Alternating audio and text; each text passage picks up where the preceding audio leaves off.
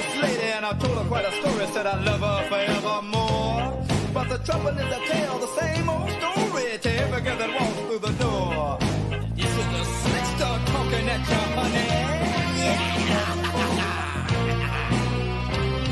Well, first they love me and then they don't. Sometimes they do it and sometimes they won't. So I said to this girl, hey, you get out. And she got to her feet and began to shout, you a dinosaur bro, a dinosaur bro, and you always lying to your friends. You a dinosaur bro, a dinosaur bro, and you never get nothing in the end. What you talking about, ladies? This is the slickster talking to you. I don't do nothing but tell the truth.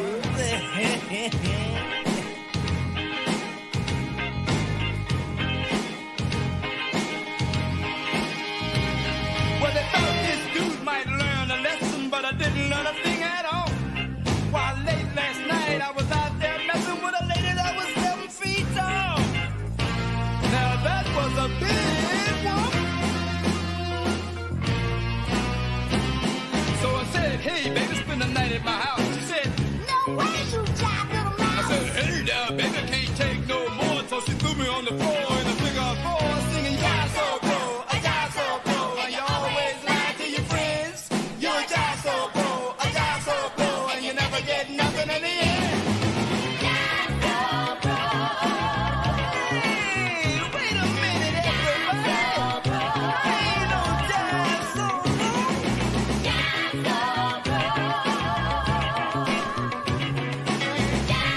Now come on up, band, and break it down for the 69.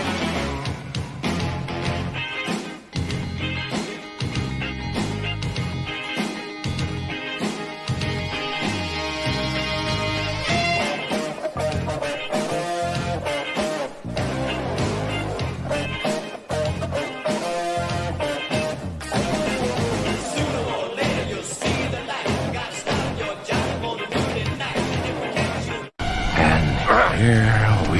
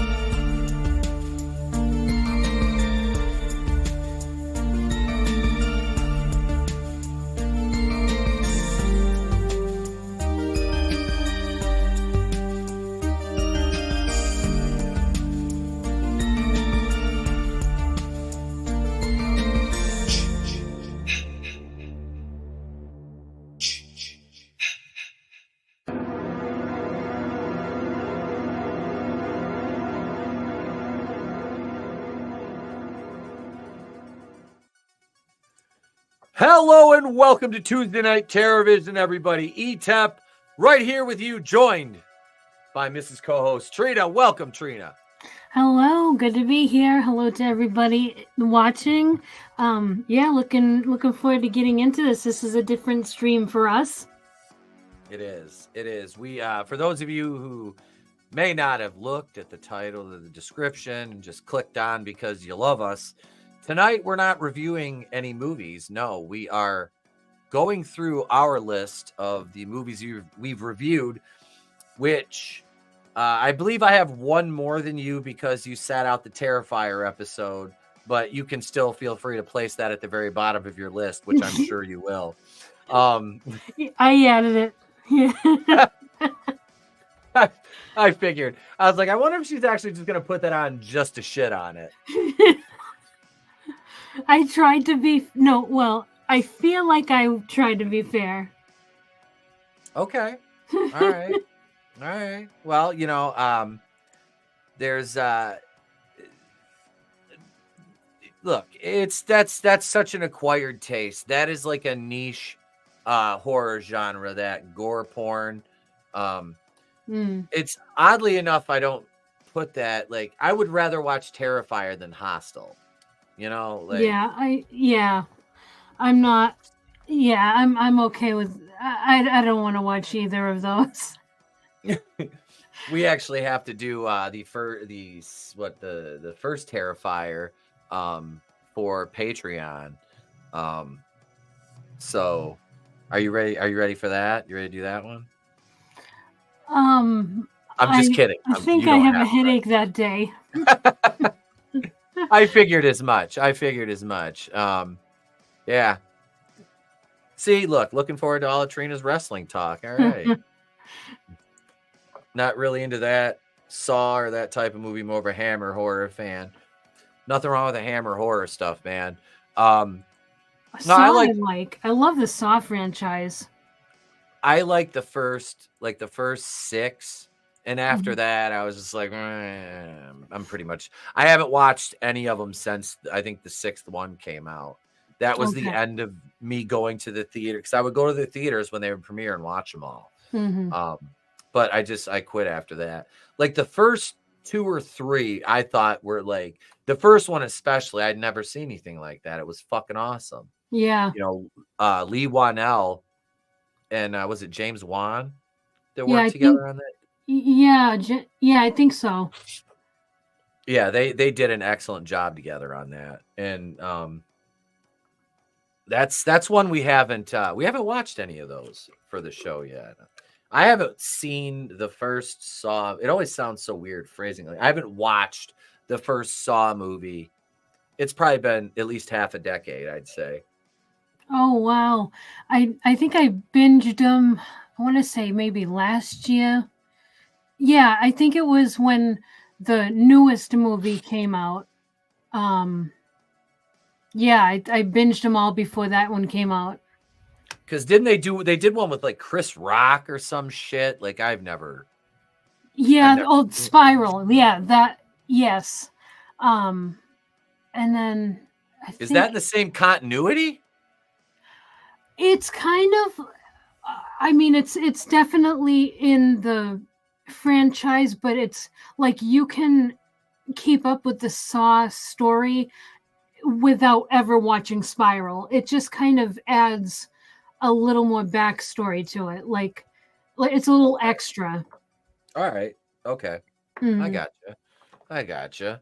Yeah, I think I own, it's the first 5 when they released them on DVD. I bought them. And I haven't, like I said, I haven't got any after that. I never picked up any other ones. I'm like, I'm good. I'll go ahead and start with my number 20. If you want to get into it, we can jump into this list here. Sure. This one, there was a couple of them that I was considering for the 20th spot, 2 in particular. It was almost even, but I went with Immaculate at number 20. That was by far, I would say, the worst one of the bunch. And that's saying a lot on a list with like Bad Dreams and Drive Through. Wow. Yeah. Wow. Really? Okay. So I wasn't expecting that one to be 20 on your list.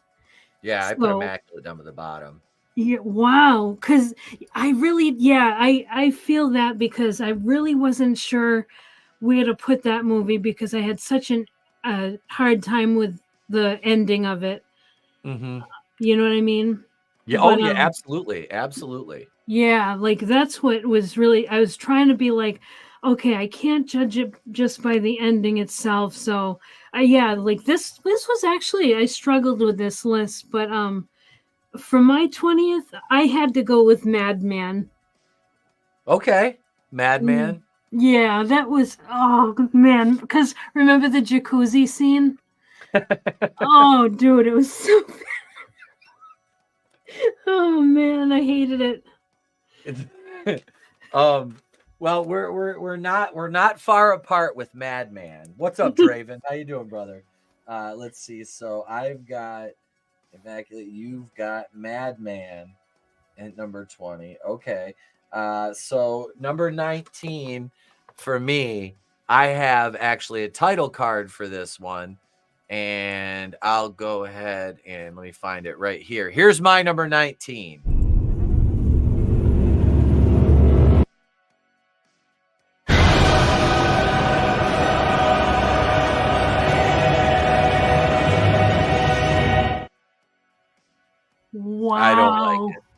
Okay. Not at all. Okay. We are far apart on that one. I'm very sure we are. I know how fond and the amount of love you have for that franchise. I'm a casual. I could have done without ever having that movie ever. Mhm. The series I enjoyed. I watched 5 or 6 episodes. I enjoyed it. It was something I just kind of it wasn't something I meant to quit watching. I just kind of fell off from it. Mhm. But like I said, I'm a casual to that franchise. Mhm. It's like, hey, somebody says, hey, you want to watch Evil Dead? Yeah, I'll watch the first one. I enjoy that. Mhm. Army of Darkness, like I said, I haven't seen that in forever. I know it's a good movie. I just Mhm. haven't seen it in forever. The second Evil Dead, I have not seen that in God knows how long. But this 2013 one, it's sitting at the 19 spot for me. Wow. Okay. Wow. Yeah, we are far apart on that one. So for my 19th, I put The Burning. Oh, wow. Okay. All right. Let's see. Hang on a second. I'm not going to give it away, but I'm going to look up my list here and see where The Burning is. Oh, yeah, we're miles apart on that one. This is But funny. This is funny. it is. That's why that's why I wanted to do this. I want to sit here and do this. It's kind of, like I said, we've done this is our 21st episode. We've reviewed 20 movies. I'm like, we need to put our first, list together on how these first 20 stack up. Mhm. So you've got The Burning at 19. Yeah. I enjoyed that one. It was the cast for that. You know what I mean? Like, Mhm. that one and Madman are very similar in which, let's see, Madman 81, The Burning is 81. Mhm. They're very similar. But I enjoyed The Burning quite a bit more, especially with Jason Alexander in there. Yeah. George is going to get murdered. Yeah. For my number 18, though, this is one that I was looking at before we watched it again. Cause it's been a couple of years since I've seen this too. I love Richard Lynch, but man, this movie and Jennifer Rubin as well, but it did not deliver.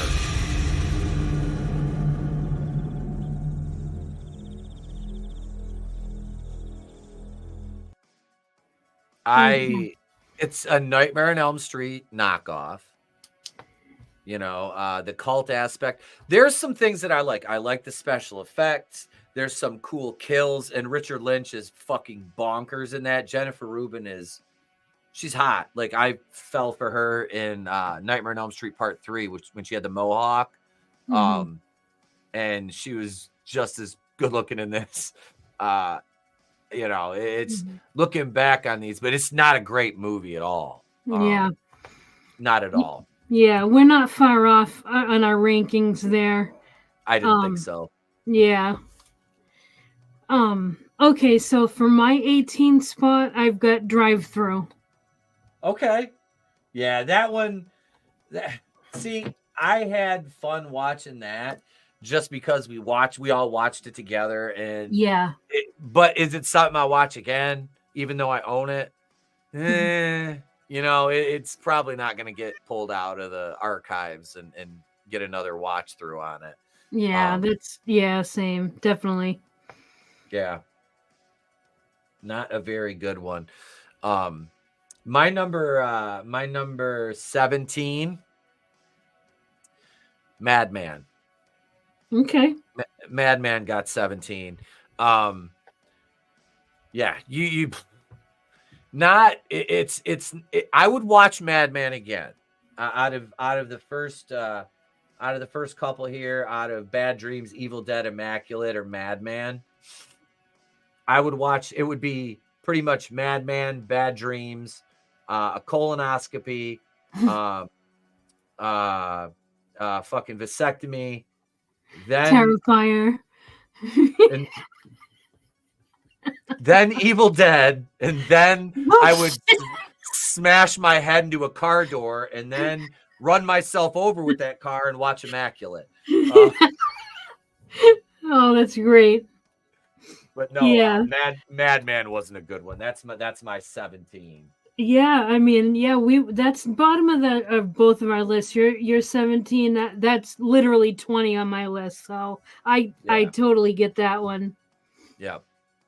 What do you have at 17? For 17, I put Terrifier. I was shocked that Madman was 20. I fully expected Terrifier to be at the bottom of your list.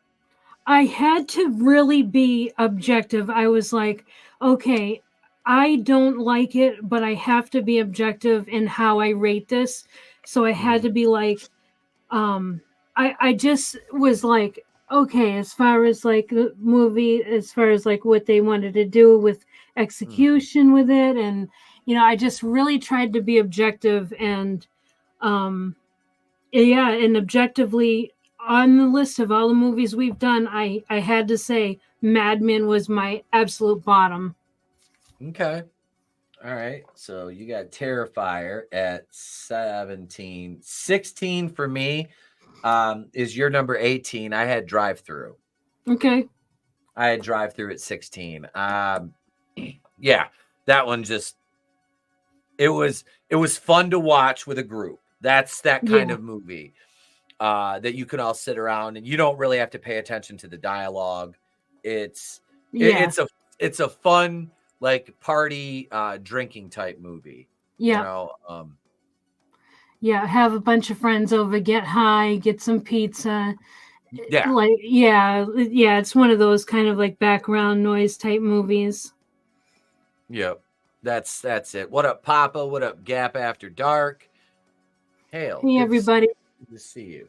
All right, so 16 for Drive was my Drive Through. What do you have at 16? Okay, for 16 I've got Shocker. Wow. Wow. I feel personally attacked. This list was hard. I gotta be honest. I don't know. Okay, because man, all right, okay. So Shocker is 16. Wes, no love for Wes in his second take on the Nightmare on Elm Street franchise. Mitch Pileggi was fucking amazing in that. That movie's campy. It's very campy. Peter Berg, the lead actor, is a odd character. Like not just as a character in the movie, but he was an odd guy like outside of like the role, I guess. Like kind of a it definitely but it was a good movie. I've seen that movie 20 sometimes. I have. It's very difficult for me to be impartial when it comes to Shocker. That's been one of my favorites since I was like probably 9, because that came out when I was like 8. So all right, so you got Shocker at 16. My 15, Tarot 2024. We watched this with Nick from WCBS. He picked this one. This is the millennial horror movie. I had I was this one and my number 14. I was kind of tossing back and forth, but Tarot ultimately landed at 15 because I didn't have a 25. No. What do you have at 15? All right, so 15 I've got Town That Dreaded Sundown. Okay. All right. And we just reviewed this one, so we're still pretty fresh on it. This one, like it toes the line of suspense and horror. So it's more of a suspense than it is horror, but I've always wanted to see it, so I figured I'll take advantage of it and we'll watch it. So I got that out of my system. So 15 was Tarot for me. 15 for you was The Town That Dreaded Sundown. 14 for me was The Town That Dreaded Sundown. Okay. So yeah, it's we were right in sync on that one, within one. Yeah, that was close. I don't dislike it. It was just kind of It's kind of boring. Like I said, I fell asleep, but I was Mhm. tired. So I mean, I still I'm gonna go back and rewatch what I missed again. But no, the movie did its job. So I take no issue with the movie. So that's my 14. What is your number 14, Trina? Okay, so 14 for me is Immaculate. Okay, Immaculate was my 20. You're 14. All right. You were far kinder to this than I was. Yeah, and like, so when I got above 15, this really got very difficult because I was like, I don't know how to rank the rest of these. And so, yeah, like, especially with Immaculate, it was hard for me to like know where to put that one. It's the ending for me. I don't know about it. Yeah. It was a very different very hard to watch ending. Mhm. Oof, yeah. Yeah. Yeah. Number 13 for me, I had 3 that I was with the 13, 12, and 11 spot. I kept shifting them. But number 13 landed on the 2017 movie, The Babysitter, which I enjoyed. I want to watch the sequel, The Babysitter Killer Queen. We're gonna end up fucking reviewing that because I watched the trailer and I'm like, oh shit, this looks really good. Yeah, we're very far apart on that movie. Yeah, we definitely should do the sequel on that part too. We will. Yeah. We will. Yeah, a lot of these, if they have sequels, I do want to, add those into the review schedule. What was your 13? Okay, so my 13 is, let me see, Bad Dreams. Oh wow, you had that higher than I did. Yeah. Okay. Any particular reason that one made it that much higher on the list for you? I didn't hate it, and it's kind of like it's still lower on the list than a bunch of other movies, but it's kind of this was hard. It was hard for me to rank these movies, and that's just the spot it ended up in, to be honest. Yeah, some of them are like that though. You just don't know where to put them. Yeah. And it's like, this is just your spot. This is where you're going. That's that really is like how a lot of them were ranked for me. Yeah. See, one thing I really like about Bad Dreams is the aesthetic of the movie. Mm-hmm. I love the filter that they shoot through. Yeah. Like how it's got that kind of brownish yellow almost at times. I love the house. I love the aesthetic of that. I wish they would have done more with the house before they blew it up. Mm-hmm. Yeah. And like I said, I fucking loved Richard Lynch in that role. God, he played an amazing fucking villain in that. I just wish it had better writing. Yeah. Yeah, Because I feel like there was a lot more potential there. I don't hate the movie. I don't hate it, but it was like monkey shines to me. Mm-hmm. It was like better in my mind's eye than when I actually revisited it. Yeah. So I had The Babysitter at 13. You had Bad Dreams. Number 12 for me. As again, this was one of the ones I kind of struggled with. But objectively, I wanted to put it a little bit higher, but I'm like, no, I'm pretty sure this is a good spot for it. Deer Camp 1986. Okay. From 2022. I put that in the 12 spot. Not the best movie, but it was an original Evil Dead-esque type promotion. Family and friends funding. Hey, we need a house to shoot this in. I've got a cabin and some property. Okay, can we shoot there? Yeah. All right. We need another area. All right, we can shoot there. Okay. I like that aspect of it. That's the filmmakers really put their heart and soul into it. that's and it's Michigan. Like I said, it's Northern Michigan production. I wanted to support this. So yeah, that one's at number 12 for me. Okay, yeah, we're not far off. I've got that at 10. Okay. Spoiler alert. Yeah. All right, so 12 for me, I put In a Violent Nature. Okay. All right. Let me look here at mine. Okay. So 12 is In a Violent Nature. We talked about that. Aren't they got a sequel or something lined up for that? Wasn't Yeah. that? Yep. Yeah. I think so, yeah. I'll watch it. I'll watch it, Oh yeah, definitely. Like I said, I appreciate the originality of what they tried to do with that. Yeah.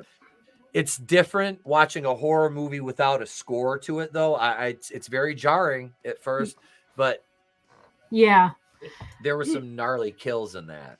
That's what that. Yeah, exactly. That's why. That's how it made 12 on my list. Mm-hmm. Was the kills, like, because we discussed how it had like this, there was absence of score, and then how the stupid decision to take his mask off. Yep. It would have been higher without those two flaws. Yeah, don't unmask your killer if you don't need to. It's like the Avengers, how they're all supposed to wear masks, yet they always have them off because they're A-list Hollywood actors and they have to be seen. Yeah, absolutely. The ambiguity and anonymity works better with villains of that nature, like Jason. I like Jason with his mask on. Mm-hmm. I'm not saying he hasn't looked kick-ass without his mask, because there's been some really good effects, but I just prefer it with the iconic hockey mask on, Yeah. So In a Violent Nature, number 12 for you. Me was Deer Camp 86. My number 11, Abigail. I had Abigail at 11. It was a fucking good movie. That was a good movie. But given everything else that's packed into my, top 10, Abigail landed at 11, which I think is a fair spot. But she had very, very stiff competition for that 10th spot. So what do you have at number 11, Trina? Okay, so 11 for me is Tarot. Okay. You put Tarot up a little higher than I did. All right. What any reason for Tarot there? I enjoyed the movie. I thought it was fun. I know it was kind of like, it was definitely that teen type horror, and it was definitely, you can tell it was aimed at younger, like school kid audience. But the movie itself, I felt like it was kind of fun. Okay. All right. So you had Tarot at 11. I had Abigail. Your number 10 is, you said Deer Camp 86. Yep. All right. How did that land there for you? I actually really liked the movie. And okay, so we're getting in top 10 now out of 20, and so it just kept getting more and more difficult, and so it was like I kept moving movies around, and I was like, okay, I think I've got it now. And Deer Camp ended up at 10 because I, like you said, I actually liked the premise of the movie, and I like how it was kind of independently funded and all that stuff, and it was good, and we're only like 2 points apart on that ranking. Yep. Yeah. It was there was a lot of heart that went into that. So I appreciate that. My number 10, breaking into the top 10 of the list here, is Megan. Okay. Megan landed at number 10. I enjoyed it. There's a sequel to that one coming out too. Yes. So that's another one we'll have to watch the sequel to that. That was bonkers. The effects were great. The acting was good. The kid, the little girl, was not an annoying, pain in the ass to watch. Which with child actors, it's a crapshoot. Whether they're going to be tolerable or not. Yep. So, yeah, it was a good movie. I enjoyed that. I enjoyed Megan. Yep, me too. Okay. So Number 9. Okay, 9 for me is Scarecrows. Okay. All right.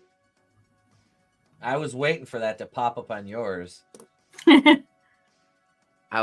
Scarecrows is a deceptively deep and layered movie. And we talked about that with J-Man when he was on, because he reviewed it with us. That was a fun movie. Yeah, it was I good. enjoyed that one. I enjoyed it. I liked the characters. It was good. Like I said, that's another 1988. Yep. Same year as Bad Dreams. Shot very differently. Enjoyable though. Much more enjoyable to me than Bad Dreams was. So Scarecrows is your number 9. My number 9, In a Violent Nature. Okay. I had that one up at 9. That kill with the chain when he ripped her head through her stomach. Yeah. That was worth the price of admission unto itself. I mean, yeah, the scene where he came across the lake a la Jason Voorhees was goofy as shit. Yeah. The lesbian scene right there that they VR'd, that was weird, but the movie was fucking fantastic. What a premise. Like I said, just new, fresh, kind of trying to do something. I liked it. That's my number 9. All right. What do you have at 8, Trina? All right. So 8 for me is Abigail. Okay, Abigail. Yeah, we weren't too far off on that. That was my 11. That's your 8. Yeah, I'm that one. That was another one. What a bonkers fucking movie. God. Yeah, it was kind of like, and that was another one that was like, it started off as kind of like a heist movie, and it was surprisingly good. I wasn't sure what to expect at like when I first was reading about it, and then watching it, I was like, wow, this is not what I expected. Yeah. I didn't expect the vampire kidnapping that she set up. And then Gus Fring being in there, Giancarlo Esposito was a fucking added bonus, because that man's good in whatever he's in. Yeah. My number 8, I had the very first movie we watched, Thanksgiving. Oh, nice. At number 8. That was another one. That one was fun. Fucking absolutely kick-ass movie. Great fucking cast. Again, what did he say? Blunderbuss on the back of the fucking truck. The goofball. What the fuck was that guy's name? I can't remember what his character's name was. He was like the O'Doyle. Yes. I can't remember his name either, but oh, dude, yeah. Oh, I loved it. We're not far off on our ranking for Thanksgiving. Yeah, Thanksgiving was fucking great. What up, Vinny? I see your comment, prick. What do you got at number 7, Trina? All right, 7. We're probably going to disagree, but that's all right. I've got 7. I've got Long Legs for 7. Okay. All right. We're not far apart. Oh, really? We're not far apart with that. That was a good movie. I I can't help it. I loved it. It's Nicolas Cage. Yeah. It's fucking Nicolas Cage, even though he was very sparse throughout the movie, for the most part. He chewed the scenery when he was there. Yeah. But no, that was a good movie. That was good. I see you, Vinny. I see you. My number 7, I had Little Evil. That one was the guy that played Ben Wyatt in Parks and Rec, Adam Scott. Mm-hmm. Him and the kid, they're dynamic in that movie. Yeah, it was fun. That was a fun movie. It had its kind of darker moments, but it was still lighthearted. Yeah, I did. absolutely. I thought that one. I thought Little Evil was good. I loved it. What did you have at 6? 6, I've got. Let's see. Oh, okay. That's where I put Thanksgiving. You put Thanksgiving at 6. Okay. Yep. All right. Like I said, that's a good one. I have no qualms about that being in there. Like I said, I was at 8 with it. So, my number 6, I actually do have a title card for that, and here it is right here. You ready, Trina? Yep.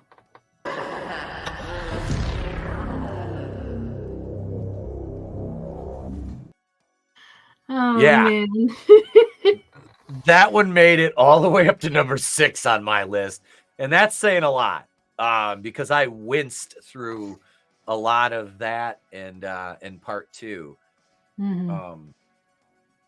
But I liked them. I did. I liked it enough to go back and watch part 1 again to record a Patreon commentary for it. Yeah, I mean, the Terrifier franchise so far has a definite cult following. Yeah.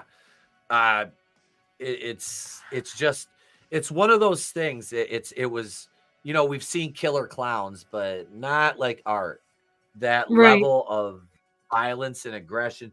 And then in the second one, you throw in a fucking supernatural aspect of it. And yeah, it's even more bonkers. So Terrifier is my number 6. And that brings us up to your number 5. All right, for 5, that's where I put Evil Dead 2013. I respect it, but you're also entitled to be wrong.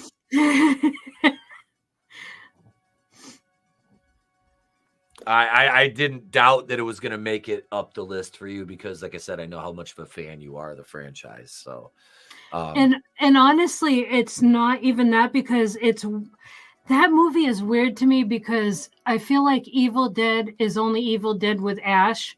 So I rated that movie just on it being a horror movie by itself. Yeah. You know what I mean? If I were to rank it in the franchise, it would be low. Mm-hmm. Yeah, I would. Would you put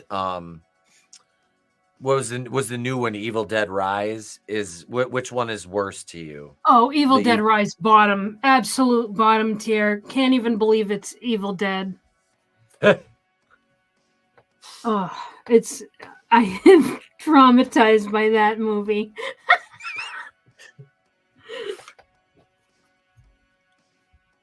Yeah, the 2013 one to me, no. But my number 5, I wasn't scared of this one. I enjoyed the hell out of it.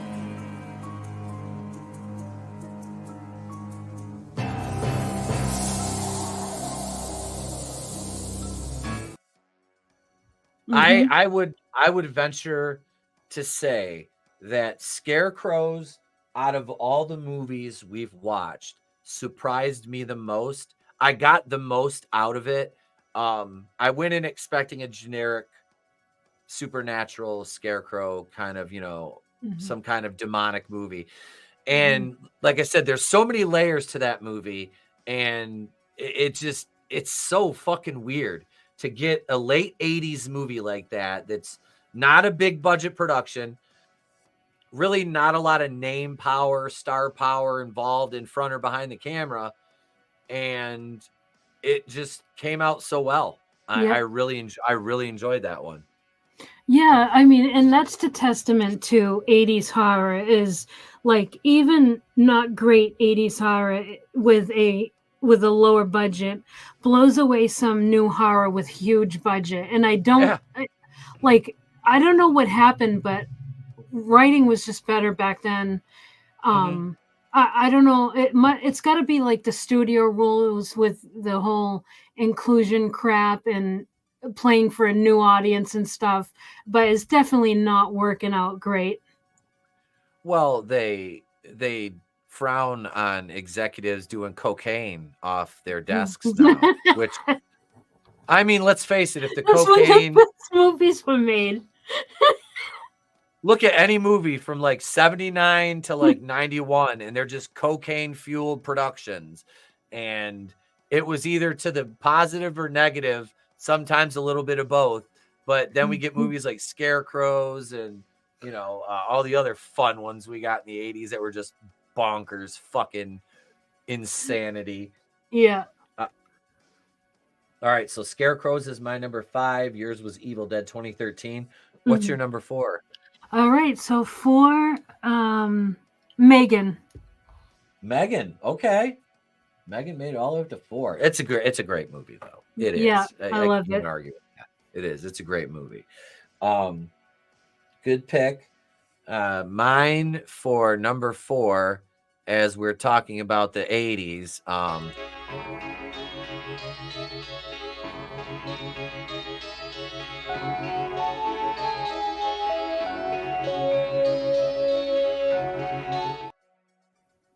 All right. I enjoy the hell out of it. I want to watch it again. I'm probably going to do a review of it for October, just an individual.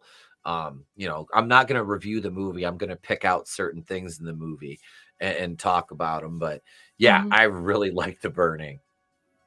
I'd never seen it before, and I was absolutely fucking thrilled to see that. So that's my number 4. So we're into the top 3 now. Yep. It's very tight. It's a tight race at the top here. But Trina, why don't you go ahead and tell us what your number 3 is? All right. For number 3, I've got Little Evil. Yeah. Yep. That's a good one. It's a good movie. Like I said, I was number 7 on Little Evil, so that's in my top 10. Thoroughly enjoyed it. It's just like I said, it had a happy ending. Yeah, which is weird for horror. Yes, you don't get not like that, you know, where it's like everything's pretty much okay at the end. Yeah. You know. I wonder if that's because it was PG-13. But even then, like even with PG-13, you can still leave it on kind of a grim note. Look at the end of, just for example, in a more modern lens, look at the end of Avengers Endgame, not Endgame, Infinity War. That's basically that's a modern Empire Strikes Back as far as the ending goes. You know, the Empire Strikes Back is my absolute favorite fucking movie. And I mean, the bad guys get over in the end on that one.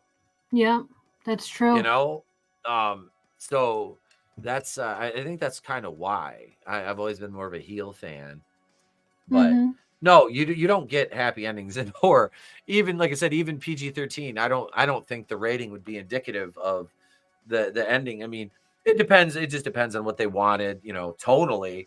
But no, I liked it. I liked that because you don't expect that. Yeah, so absolutely. You're pleasantly surprised. My number 3, Trina, is this one, and this is you've already mentioned.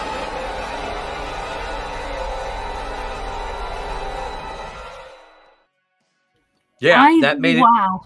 Wow! I did not expect you to put that in your top 3. Holy shit! I'm actually surprised. Yep, I couldn't when I was looking at this, I'm like, you've got to be like objective, because there was other movies I would have put there. but I'm like, no, this was fucking good. Like, this was good. The concept, the execution, it was weird. It was kooky. It was fucking fun. I dug it. I completely dug it.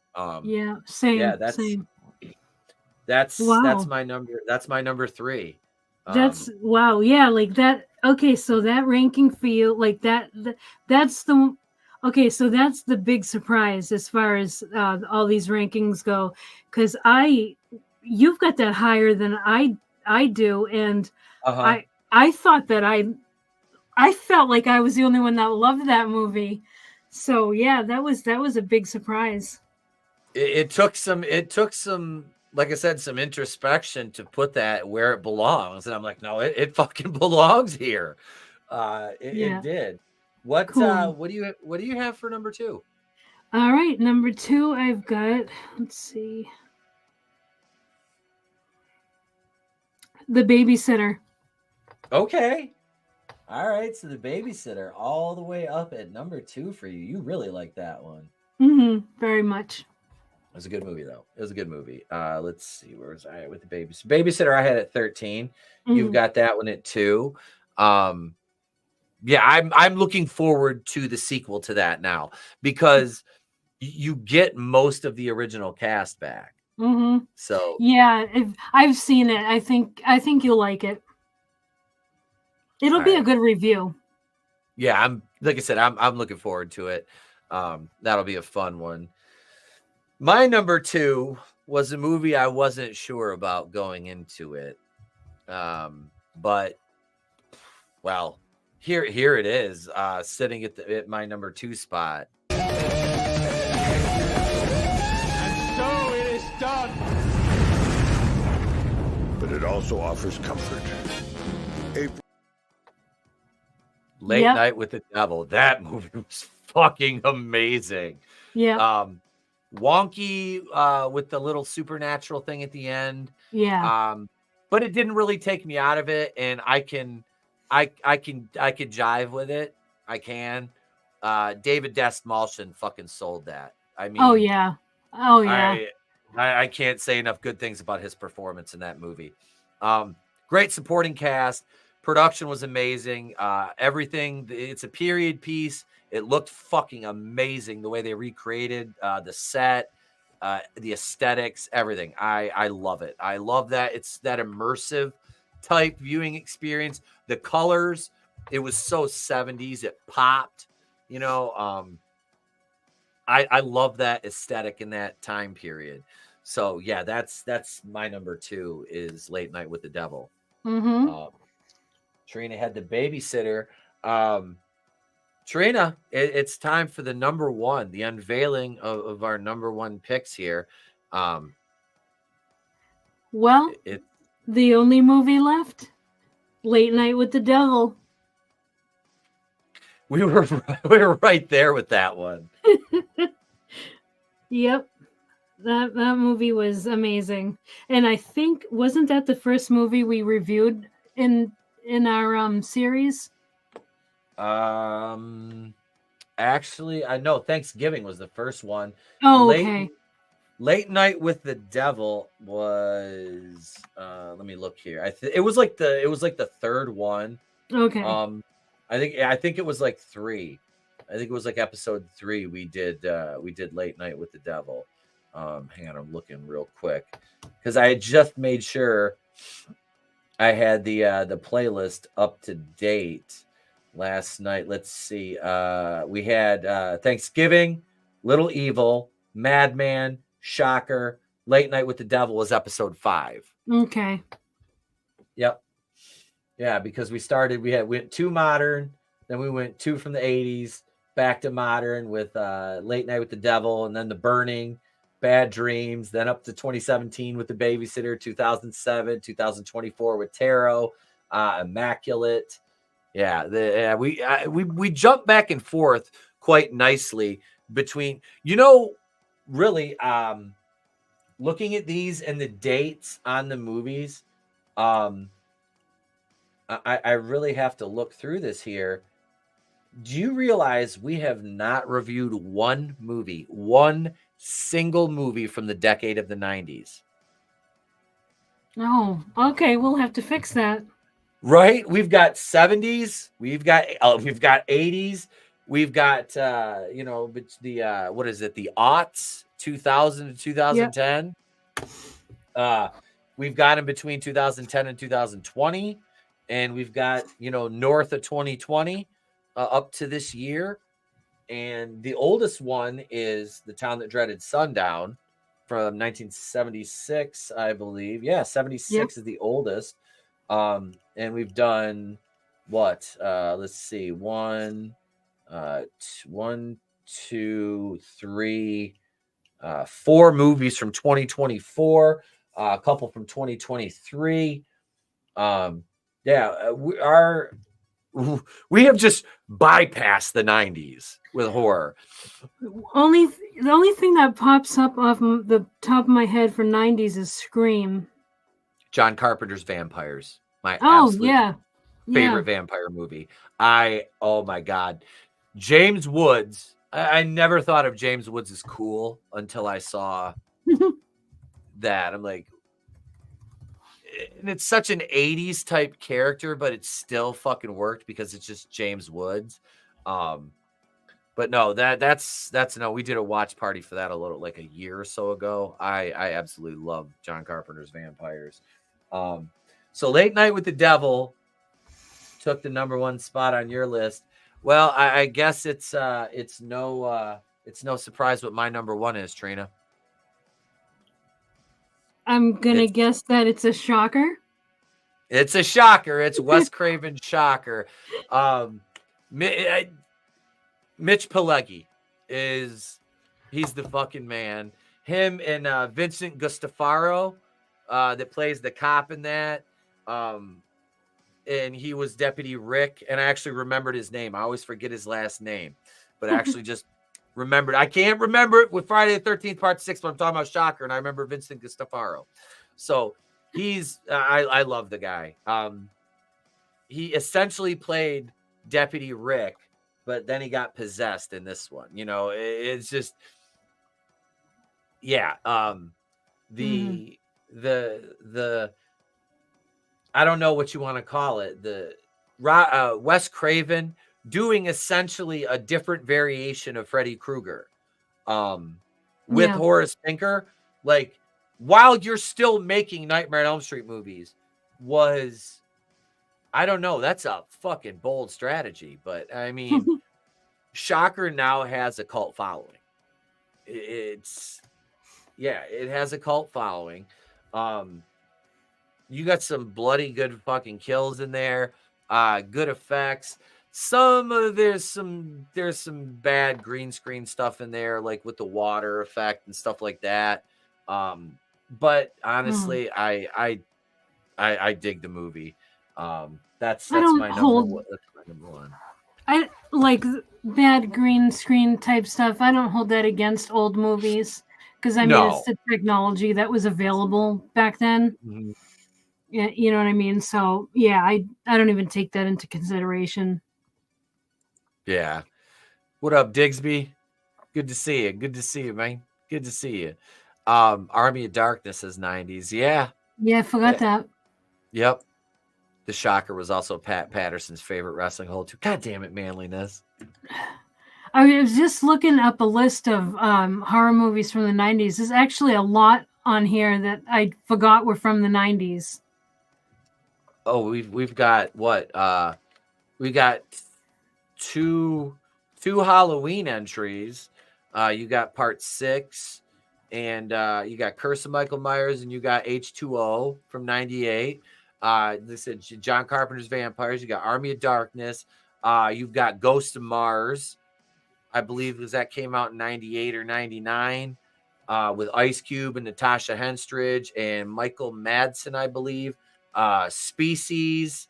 One of the Reanimators, or were those both south of 1990? Was Reanimator 2 89 or was that 90? I can't fucking remember. I thought they were 80s, but now I'm not. I know the first one was 80s. Yeah, the first one was like 84, I think. Yeah, The second one, I can't remember. I really I'm can't looking it up. remember. Reanimator. Misery was 1990. Misery. That's a Oh. fantastic movie. Holy shit! Bride of Reanimator. Oh yeah, that's right. Yeah, I forgot about the sequels. I never really got into them. 1990. Yeah, there's some good 90s horror. Deep Blue Sea. I fucking love that movie. That's another one. Deep Blue Sea. I don't know if I've seen it. Samuel Jackson, LL Cool J, Thomas Jane. Fuck, that movie had a cast. LL Cool J rapped that song. My head's like a shark's fin. No, I don't think I've seen it. If it's one of those movies that are like Creature from the Deep, I probably didn't see it. I'm not really into those. It's kind of like the Meg, but from the 90s, you know. Okay.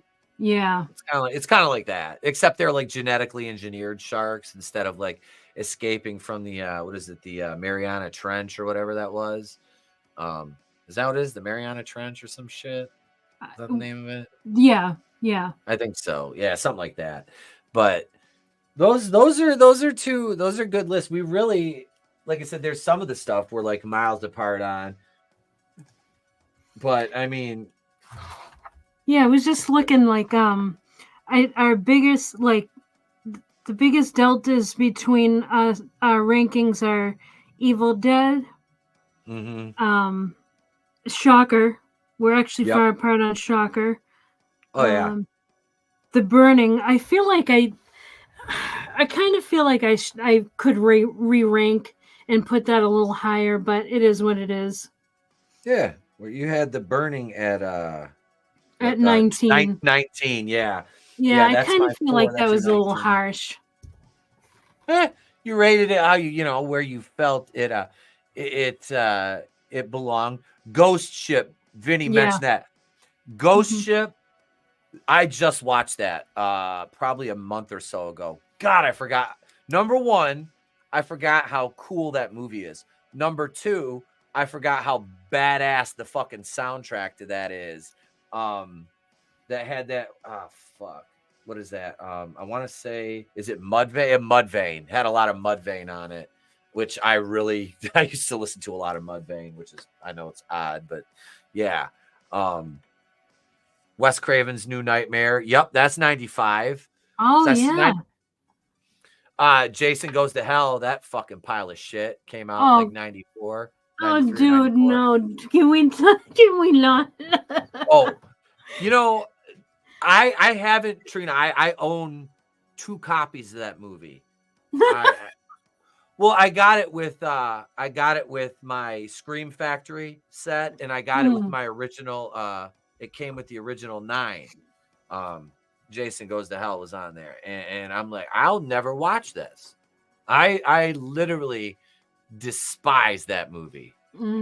It's so bad. I tried, like, I forced myself to sit because I got a set of all the DVDs not too long ago. Yep. I started to rebuild my physical media collection. I got the Friday the 13th set, and I was like, okay, I'm going to force myself to watch them all. And I got to that when I was like, oh, dude, this is so freaking bad. Yeah, it's fucking terrible. Yeah, it's so bad. I can fix that movie, and I will keep the first 10 minutes and the last 10 minutes, and that's all. It's a 20-minute short. That's all you need. It's pretty cool to be able to see Creighton Duke on AEW on Wednesday nights, though. There's a little black wrestler named Brian Keith. His nickname's the Bad Apple, and he dresses. He's a tiny little guy. He's only like 5'8", and he dresses like a little black cowboy. I'm like, it's Creighton Duke. I'm like, look at him. It's Creighton Duke. I wish I could get that reference. So do I, Trina. So do I. Oh, they're laughing in the chat. Tommy, Okay, so I actually, wait. I What's actually, Teeth? yeah, I saw that movie. It's a feminist revenge movie. Oh, It's is what, that the teeth yeah, inside? T, Oh, yeah, yes, it's exactly what you think. oh, no, thank you. Yeah, I've had it's night. Never mind. it's not even a good movie.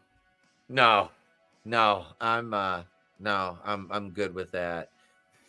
Jason Goes to Hell. J Man, if you missed, I'm gonna run one more time. I'm gonna run through your ratings, and then I'll run through mine. But starting from 20 down to 1, Trina had Madman, The Burning. 18 was Drive Through. 17, Terrifier. 16, Shocker. 15, The Town That Dreaded Sundown. 14, Immaculate. 13, Bad Dreams. 12, In a Violent Nature. 11, Tarot. 10, Deer Camp 86. 9, Scarecrows. 8, Abigail. 7, Longlegs. 6, Thanksgiving. 5, Evil Dead 2013. Number 4, Megan. 3, Little Evil. 2, The Babysitter. Number 1, Late Night with the Devil. And I want to acknowledge this because Dr. Giggles. Yes. Fuck. Larry fucking Drake, one of the most underrated character actors in all of horror. God rest his soul. Because we watched him in the first, he was in the first episode of Tales from the Crypt. Dr. Giggles is, if anybody wants to buy Etep a gift, if you can find Dr. Giggles on VHS, I have a copy of it on VHS, but I recorded it off the VHS that I rented.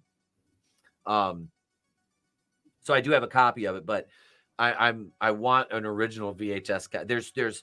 I just bought a bunch. I showed you those VHS cassettes. They're all up on I put them upstairs on my with my DVDs and my Blu-rays. I was like, man, I want these to be seen. I got some down here, but I want some upstairs. So but yeah, that one and Blood Salvage, which you've never seen Blood Salvage, have you? I don't think so.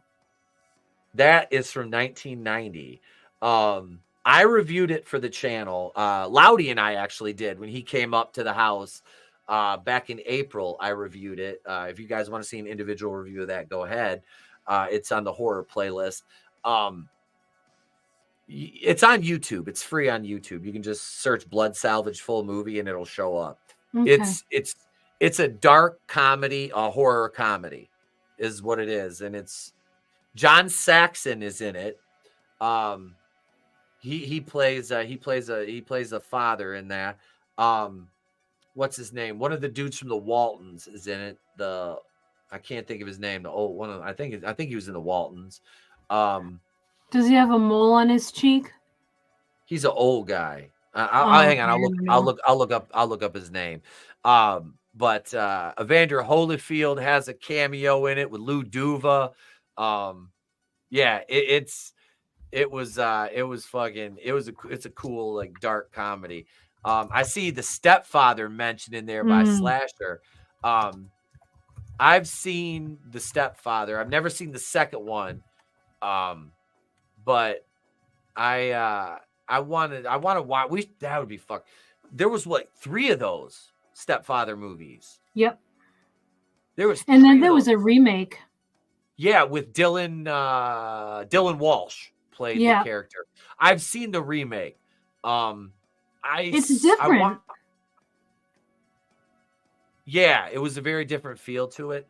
I didn't hate it because that was one of those mid 90s. Was that mid 90s? I think they did that one. No, I'm sorry. Aughts. That was like 2007. 2007 they redid that. Okay. 7 or 8. Yeah, probably. Yeah, I think you're right because it felt a little. It felt like a 2000s movie. It's very 2000s from the soundtrack to like the clothes and I believe the hair. The Frighteners. I saw Digsby mention that. I haven't seen them. That's Michael J. Fox, isn't it? In The Frighteners? Wasn't he in that Yes. one? Yes. That's another one. It's been forever since I've watched that.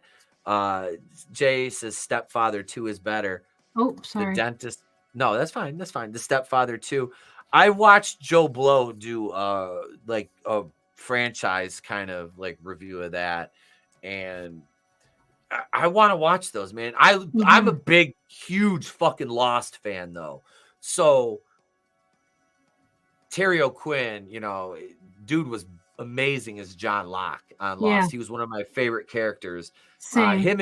Him and Ben Linus, Michael Emerson. Yeah.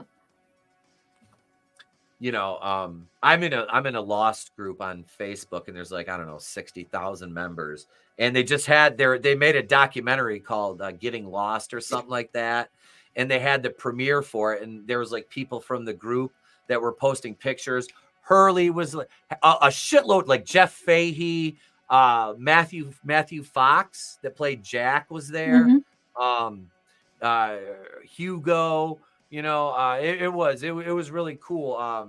The hot chick from Taken that played Liam Neeson's daughter, that played Shannon on there. Oh yeah, her nickname was Styx. Yep. Oh, I can't remember her name though, but yeah, I know who you mean. She's like a decent actress. You know, she had an okay career. I think she was in Taken, wasn't she? Yeah, she was the daughter in Taken as well. If you like Lost, if you're a huge Lost fan like that, have you heard of the new show From? No. Okay, yeah, you should check it out because if you like Lost, this very Lostian. Okay, what is that on? I can't remember. Let me check. All right, I'm writing it down. The wife is watching the remake of The Stand right now.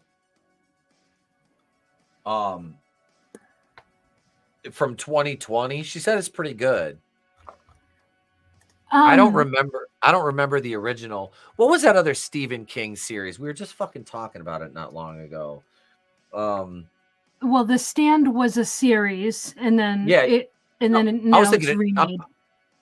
I'm thinking of Twin Peaks. Never mind. I was thinking of Twin Peaks. I've never seen that. I have never seen the original Twin Peaks. I realized that. I was like, I've never fucking watched that. Oh man, I love Twin Peaks. No, I've never seen Twin Peaks. Okay, so it looks like From is on MGM Plus. MGM Plus. I don't have that, but I'm pretty sure I can probably find it.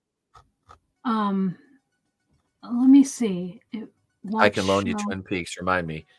Got it. You found. I'll have okay. J-Man. Remind me. I got you, brother. I will. I'll have. I'm all right. So for October, I'm not going to be able to get out as much like exclusives as I want, but they'll all be on Patreon a week before they're released. Like if you're on patreon.com/wrestling with horror 420 right now, the Halloween video's up.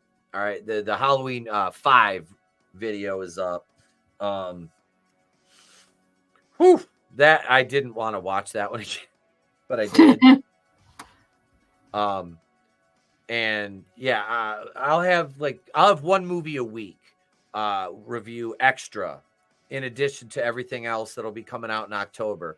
But yeah, so Wednesday night watch parties in October. This will be our last 80s action watch party for the next 4 weeks after tomorrow, because we're watching Cynthia Rothrock in Martial Law, which I'm a huge Cynthia Rothrock fan, have been since I was a kid. So we'll watch some of her. We're watching her movie tomorrow, and then Wednesday nights we'll do some horror movies, obviously through October. Halloween 5 was okay. I like it because I'm a sucker for Halloween. I have seen, because AMC, and you can attest this, Trina, Fear Fest is coming up, which I don't have AMC anymore because I don't have cable. That was the one thing, like when I was in Vegas 2 years ago, At this, well, it'd be another week. We were there like the first week of October, I think, for like, it was like 7 or 8 days.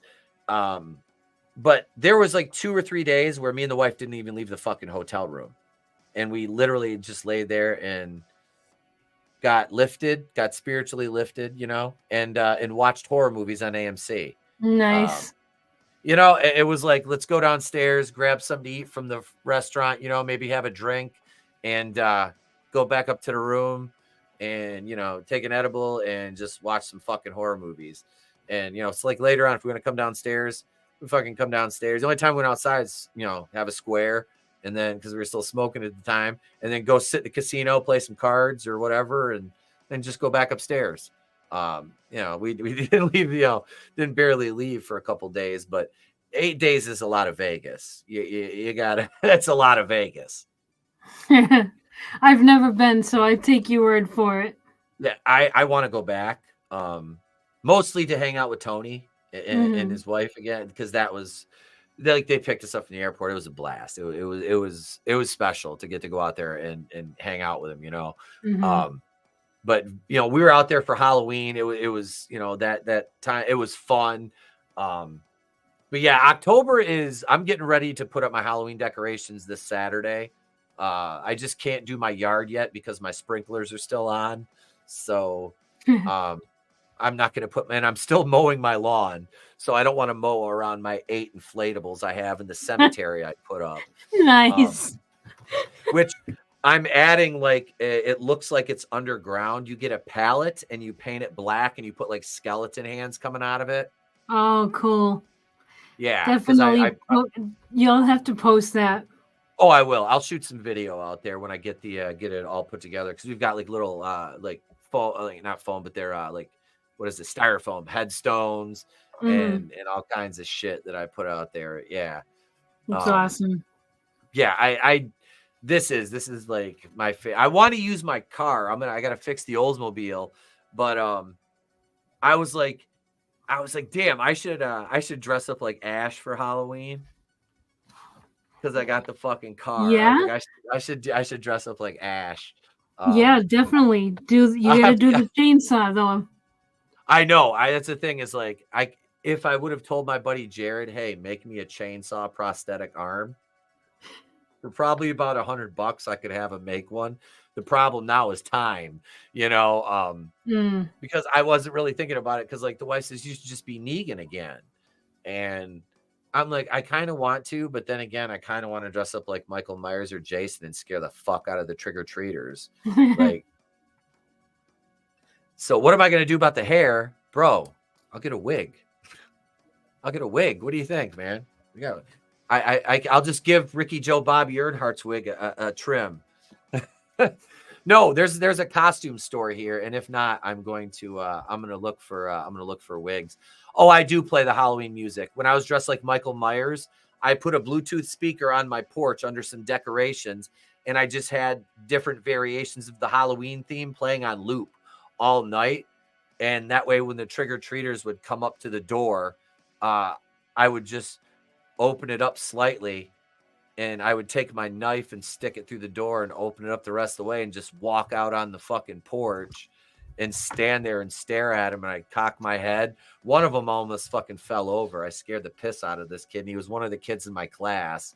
And Jason cannot teleport, you heathens. I feel like Denzel in Training Day. I'm fucking putting cases on everybody. All y'all gonna be playing basketball in Pelicans Bay. Would I shave the face? No. No. I can't shave the beard. That Ash is gonna have to have a beard, bro. And it's winter time, so I'm not even like trimming it down. Like, I just got it trimmed. I went to the barber shop the other day and got it all lined up and got the sideburns faded in. So no, we won't we won't be shaving the face. The love guru. Little Mike Myers. Wrong Michael Myers. Trina, I could dress up like a terrorist for, hang on. Hang on.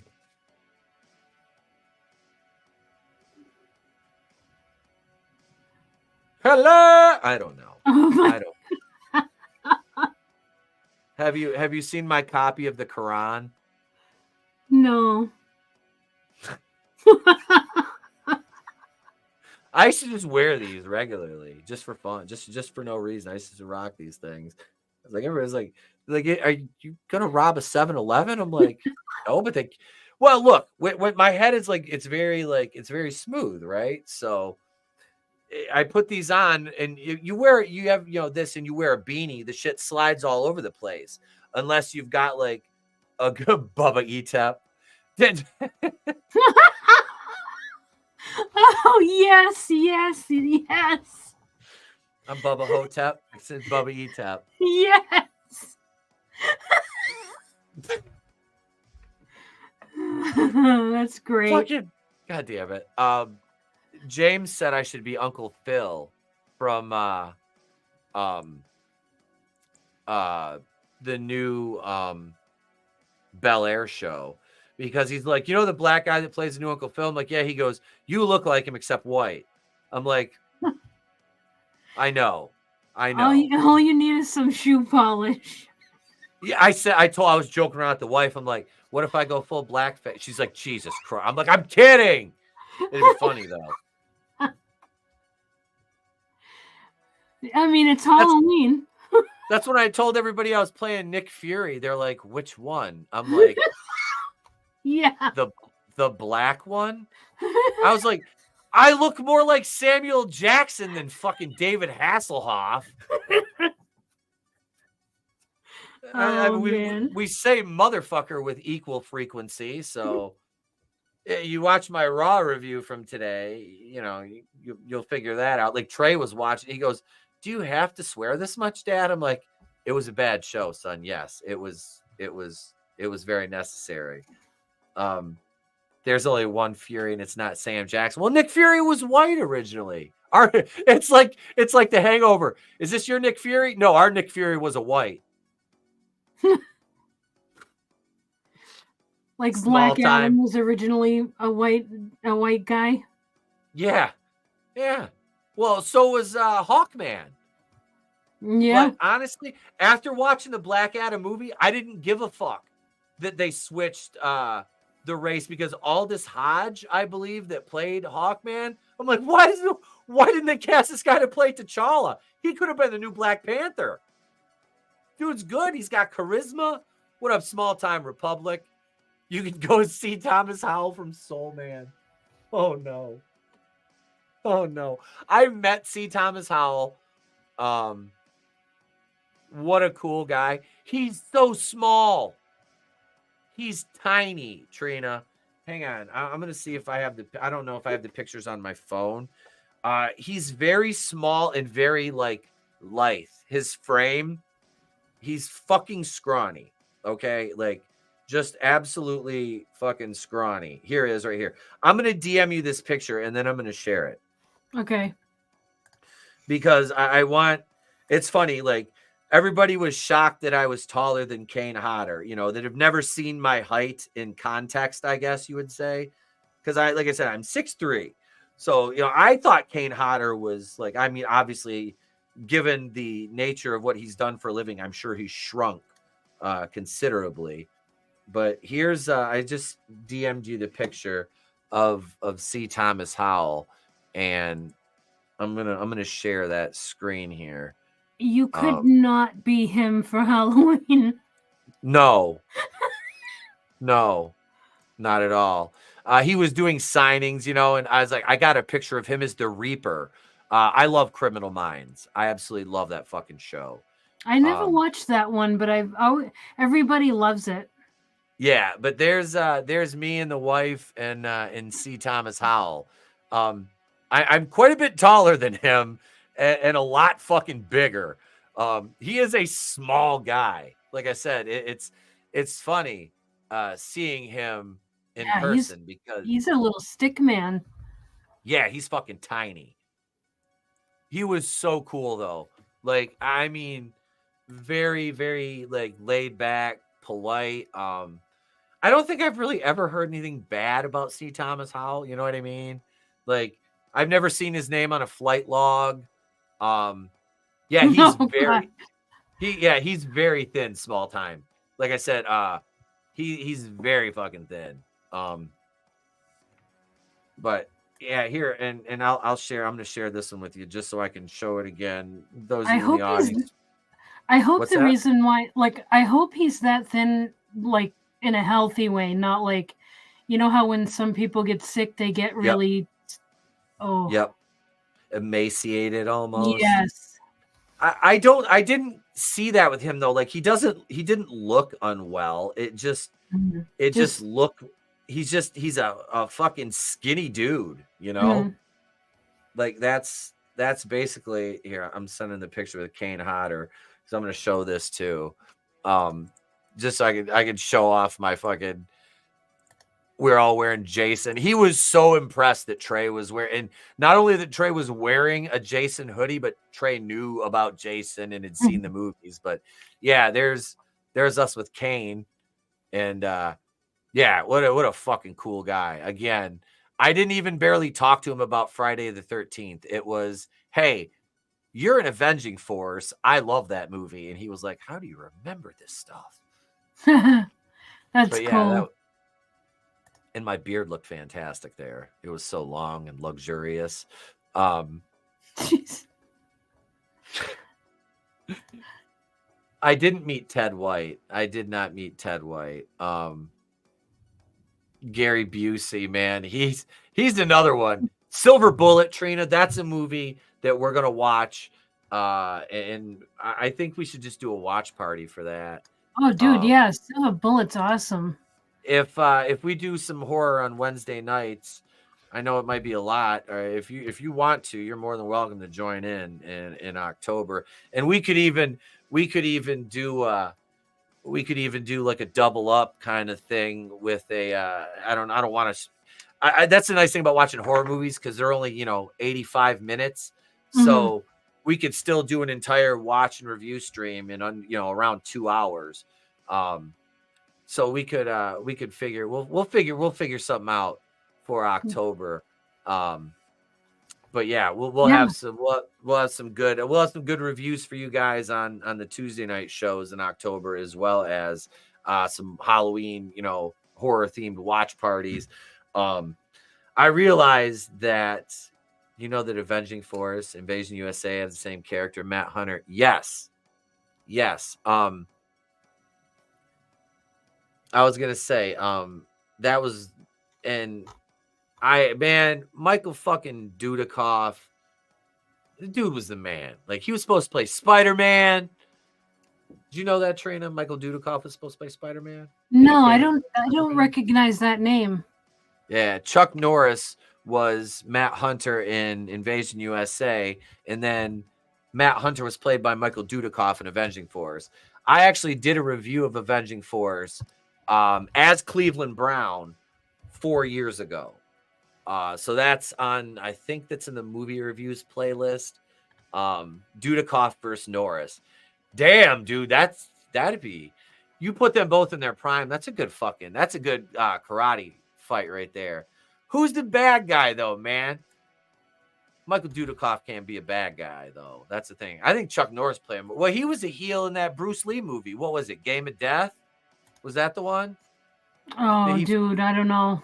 I can't. I'm not a Bruce Lee aficionado. I mean, I've seen some of his movies, but it's been fucking ages.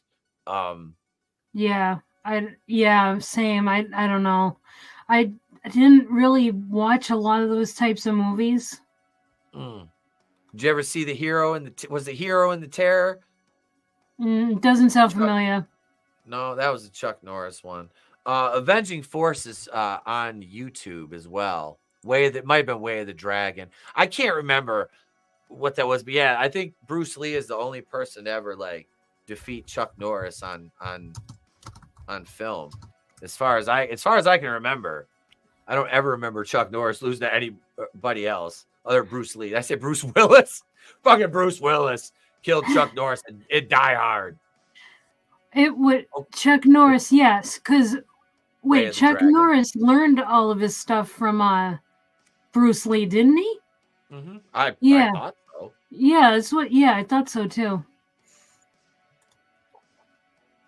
I start confusing Bruce Lee and Bruce Willis after 4 edibles. We found the threshold. There was I don't know if the audience can help, or maybe you, Etep. Yeah. There's a horror movie, and I feel like it's in the 90s. It's about a werewolf, and I thought the movie was name was Curse, or The Curse, or something like that, but I could be wrong. But it's like a brother and sister, and they end up I can't remember if they get bitten and then they turn or something like that. But there's a scene in it where the werewolf, one of the werewolves, breaks out a window and then turns around and gives people the finger. I don't know. Anybody in the chat? Draven says, J-Man said Bad Moon. Let me see. I'm going to look that up. I've never seen The Howling 2. I've seen The Howling 1. Dog Soldiers, that is a fantastic fucking movie. What an underrated werewolf movie. Just damn. I've seen that one probably 3 or 4 times. One of my buddies that Gary, that we used to run the NWA Absolute Entertainment promotion with, me, him, and James.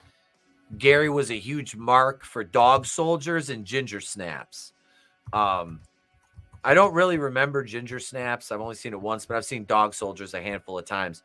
That's always a good watch. That is always a good watch. Cursed, said J-Man. I had a feeling that, yeah, thank you, J-Man. I thought it was something like that, but that's a good movie too. It's fun.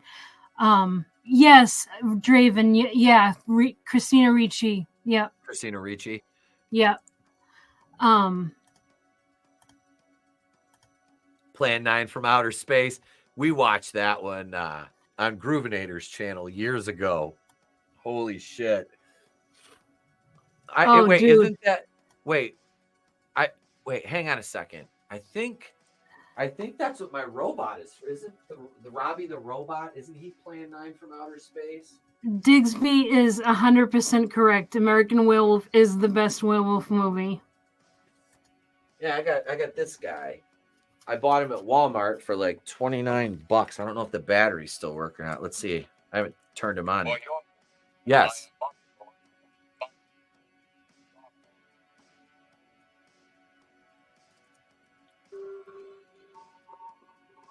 See?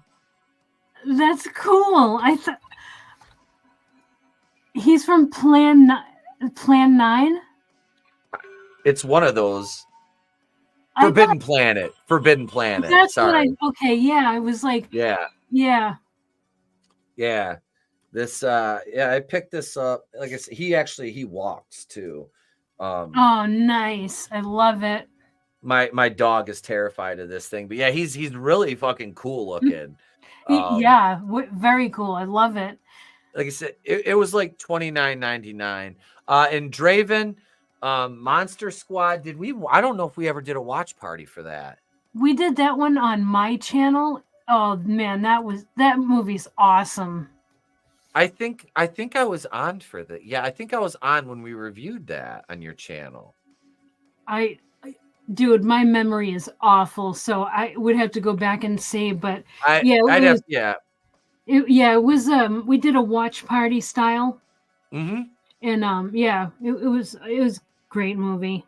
Yeah, because I was on for a couple of those because you and I argued about Friday the 13th part 6 and 7. You gave me a hard time about it. Yeah, I did. It's funny too because I've so warmed up to part 7. Like I mean, honestly, I really have. Mm-hmm. It's not, like I said, it's not my favorite. Well, no, I don't even know, because I feel like part 6 is the best, but I don't know what it is. I love part 7. 7 is the concept of it. It's the last one. You get the big recap at the beginning of the franchise or at the movie. There was some good kill scenes in it. I like part 7. I do. For everything. The only fucked up thing was like her dad coming out of the water looking like all clean, just with some mud smeared on his face. Yeah, that was weird.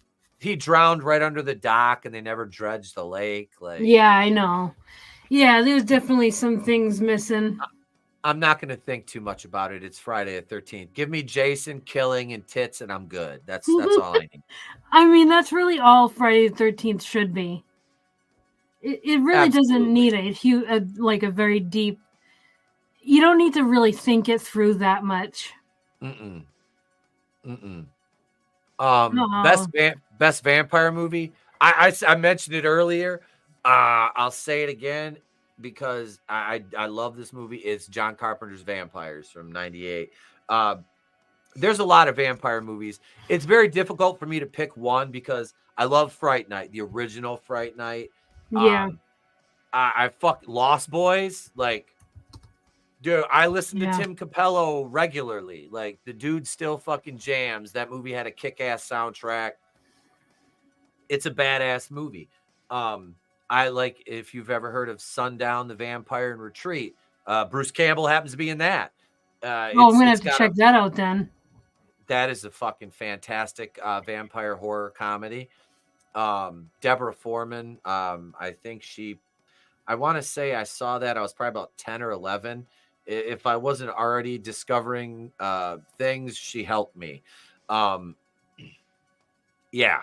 But it's a fucking cool, like, funny, lighthearted vampire Western. Okay. It is. It is cool. But yeah, those are just some of them. I can't. Yeah, like it's hard to pick a favorite vampire movie. Well, for me, vampires aren't my favorite genre. No offense, Draven, you're my favorite vampire. But yeah, it was very cool. Like in the early 90s, vampires, I was like really enthralled with all that. And then it lost its luster really quick, and I moved on to werewolves. But no, like I would say, as far as vampire movies, Fright Night is definitely way up there for me. I don't know. I didn't even mention Salem's Lot, which we're getting ready to do a commentary exclusively Salem's for Patreon. Lot, yeah. The original one, because Fisk loves that, and I'm like, man, I'm gonna give Fisk the rub, and we're gonna do the Salem's Lot. We're gonna do that just for Patreon, though. So if you want to see that one, and we'll do the new one publicly because that drops October 3rd, around there, I think it is. But yeah, I'm cautiously optimistic about the new Salem's Lot. I'm not going to fucking harp too much on the race swap aspect of it. I'm going to go in with an open mind, watch the movie, and pray to God that they fucking do right by this. I know, because Depp is playing Nosferatu, right? In the new Salem's Lot? Isn't that him? Okay, hold on. I don't think so. Hang on. I thought it was. I don't think Johnny Depp's in that.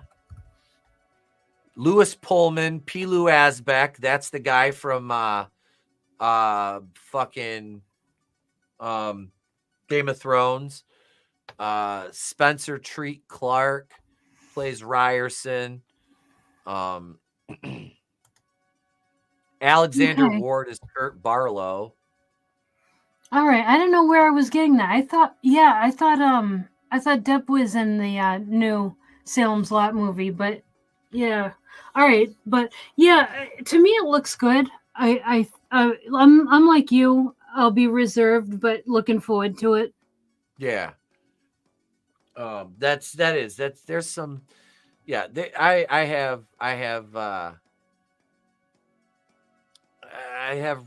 some hesitation about it because I know what they do to these things. Yeah. But I'm hoping that it's going to it's going to be, it'll be treated well. You know, the original one is terrifying. That scared me as a kid.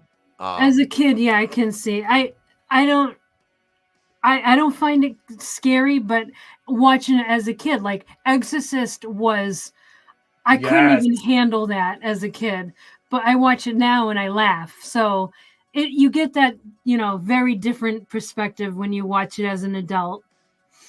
But yeah, Salem's Lot. Like, okay, so we know going into it that it's definitely, the new movie is not going to top the original, because that never happens. Except I will say Evil Dead 2 is better than Evil Dead 1. I would say that's, like, for me, the only exception to that rule. But you just got to keep that in mind going into when you go see a remake. Although, I always cringe when I see that they're doing a remake of something. Mm-hmm. You can't help but, like, be apprehensive about this shit now, because the Blob from 1988, fucking A. Yeah. That movie is fucking great. Yeah. And of course, it has Shawnee Smith. We'll have to do that one. If you have Shawnee Smith's number, go ahead, hook her up. I will do that one, and I'll just tell my wife, hey, I'm sorry. It was Shawnee Smith. I'm like that with my husband, with Bruce Campbell. It was funny. I guess, like, hers, she had, hers used to, I guess, like, I don't fucking know. Hers was Leo DiCaprio, and I've kind of ruined that for her. I'm like, yeah, Klaus Schwab's been plowing him since he was like 12. Oh yeah, that ruins it. Yeah. She was like, I'm like, yeah. I'm like, I don't have a thing for, like, many actresses anymore. They're all, like, athletes. I'm like, I find them less prone to go to islands and anyway, we're talking about fictional horror, not real horror. Yeah, really. Did you ever see the sequel to the original Blob that came out in, like, 1970? No. It's on YouTube. It's free. Somebody uploaded it. Trey and I watched it. It's just, what's it called? Like, is it this, like, Blob 2? It's the Blob 2. Yeah. Okay. I can't remember. It had, like, one of the actors in there. I'm like, holy shit. Like, they got this person for the Blob. You know what I mean? But was it? Yeah, the first. Yeah, me and Trey watched the first one, and then we watched the second one, and then we watched the 1988 one. Larry Hagman. Larry Hagman. Thank you. It was J.R. Ewing. Yeah, dude. That movie's great. I want to do one thing before we leave, and we're gonna play a game with Grok. We're gonna play a game with Grok here on my AI. And let's see here. We should get Grok to come up with a horror movie. Chat, it's your time to shine. We need a concept. We need a villain. We need our villain. We need a villain. We need a place. And we need, what else do we want, Trina? We need a villain. Well, what kind of horror do you want this to be? Is, like, this a regular slasher?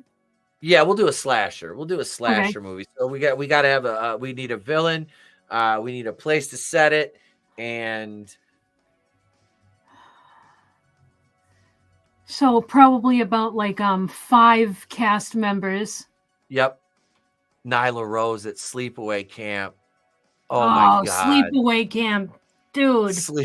Sleepaway Camp. What was that camp called? What was that camp called in Sleepaway Camp? Hang on. Manliness. I got you. Let's see. Sleepaway Camp name. What was the camp's name in Sleepaway Camp? You're going to tell me I'm going to, like... Camp Arawak. Yes. Camp Arawak. J-Man had got it. Yep, I see J-Man got it. Let's see. Okay, Fallon. Hey, girl, what's up, Fallon? Good to see you. Good to see you again. Villain, mother who wants a perfect life and is secretly killing everyone who endangers it. Oh, okay, a female villain. Okay. We All right. don't usually get that. No, that's good. Hang on. I'm gonna copy that. Let's see.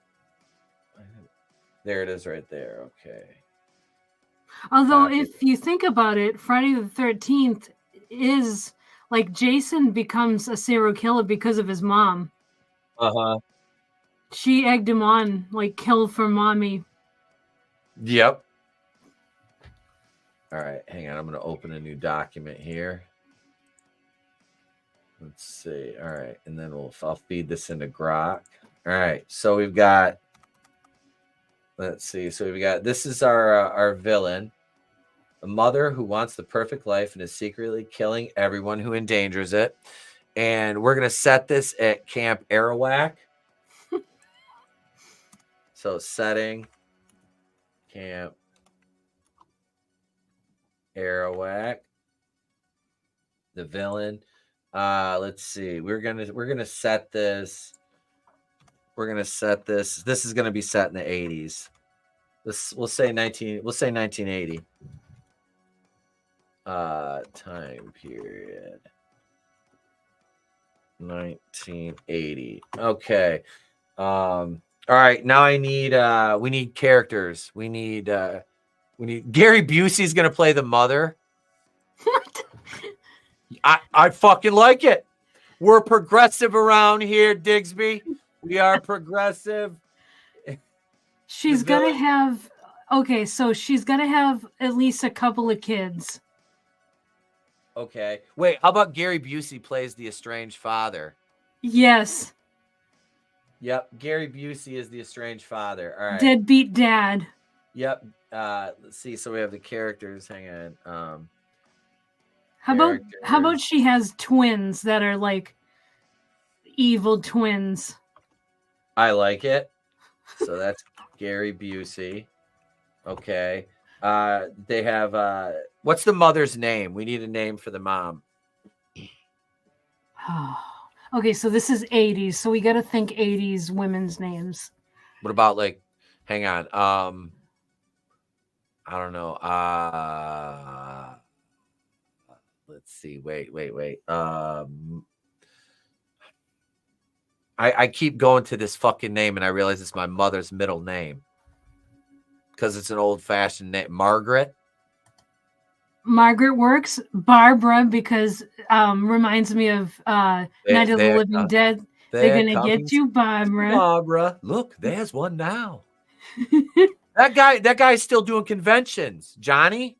Oh, no kidding. He's still doing him and the zombie, the first zombie that he did the other zombie movie. What did we got?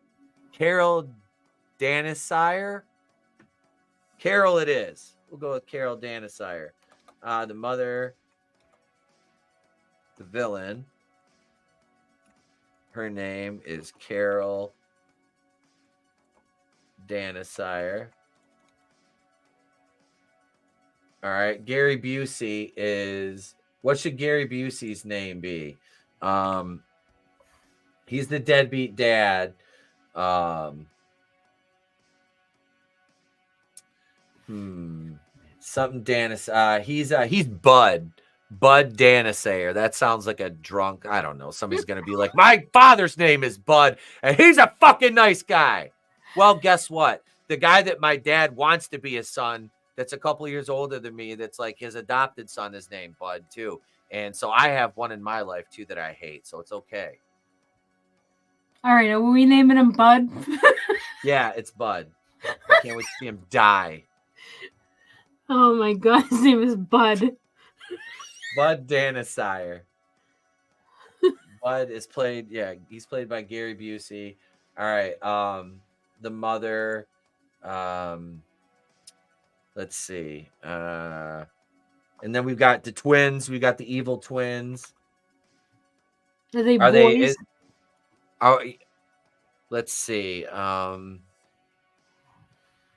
Probably twin boys. Yeah. Or We a have girl's creepier. Yeah, like those two chicks from The Shining. Grady twins. Is that what their names are? The Grady twins? Mm-hmm. Carol Danisire, played by Jamie Lee Curtis. Okay, Jamie Lee Curtis is playing Carol. All right. So Jamie Lee Curtis. All right. Oh, you mean you don't want to cast her as like a teenager? Yeah. Put a wig on her. Nobody will know the fucking difference. Put that wig on that bitch. This is basically what they did. Hang on a second. I got to walk back to the prop box. Hang on.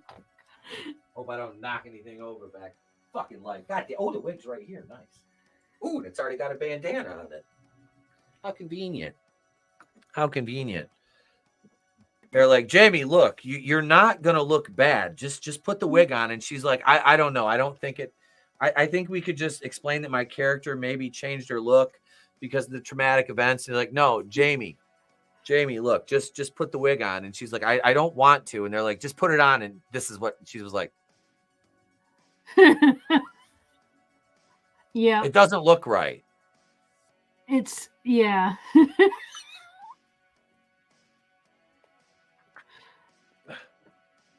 That's not going to work for my ash wig. That ain't going to work for me, brother. All right, so the evil twins. We got two girls. Evil twin girls.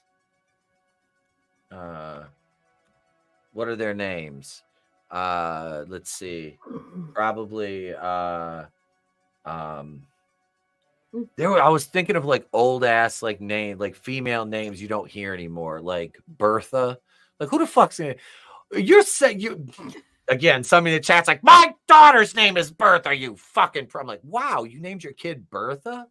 Marie and Molly Danisire. They sound innocent, but they're fucking psychos. Marie and Molly Danisire. Thank you, Fallon. All right. See, look, we're taking suggestions from a female in the chat. We're progressive, folks. We're progressive. Ha! Take that. Call me misogynist, you pricks. All right, here we go. All right, so evil twin girls. Now we need how many? Like 4 ancillary characters. Yeah. All right, so we need about 4 ancillary characters in the. There needs to be like a couple. Like okay, so this is a mom, so they're gonna have like a couple with kids that they're friends with. Yep. Yeah. Right. Their kids go to school together. Yep. Okay. So let's see. And they can be like swingers and stuff. I don't know. Fit in. That make for a good murder scene. I like where your mind's going. All right. So we've got let's see, swingers. We've got let's see, hang on. We've got I'm thinking like Barry and Kathleen. We've got like Barry and Barry's an accountant and Kathleen is a bank teller, and they're very straight laced, but yeah, they're fucking swingers. They go to like key parties and shit. So friends of the Danisires. We have Barry and Kathleen. What is their last name? Barry and Kathleen Winkler. There we go. Barry and Kathleen Winkler. They have two kids. Yeah, sure, that works. They have 2 kids. All right. Their 2 children attend. Their 2 children. All right, let's name the kids first. So we have let's see. We have Meatball and Pork Chop. No, I don't. All right. So okay, let me think. Mike and Carl, both little shits, says Digsby. All right. I'm good All with right. that. Let's do Mike it. and Carl. Mike and Carl. Carl. Coral. Coral. We're watching Walking Dead right now where Trey was horrified. He ran out of the room when Negan killed Glenn. He's like, I'm never watching this show again. A lot of people did that when they were watching He that was show. pissed. Yep. A lot of people literally stopped watching that at that point. And I can't believe you have him watching that. He's been watching that since he was in his bouncer. Like Oh he would be like, he was under a year old sitting by the TV, and we'd be sitting there on Sunday night watching zombies get killed. And he's like, bouncing all over, just like laughing and clapping and shit. Yeah. As Negan's going, got her shitting pants on. Trey's like, you know.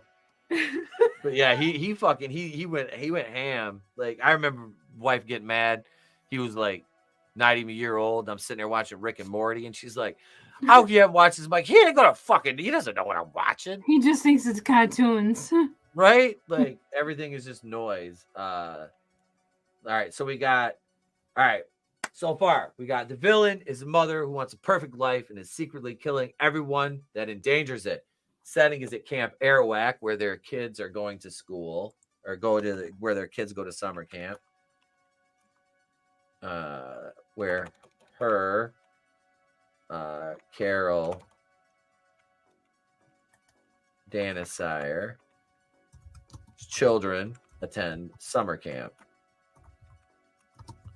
All right. Let's see here. Okay. All right.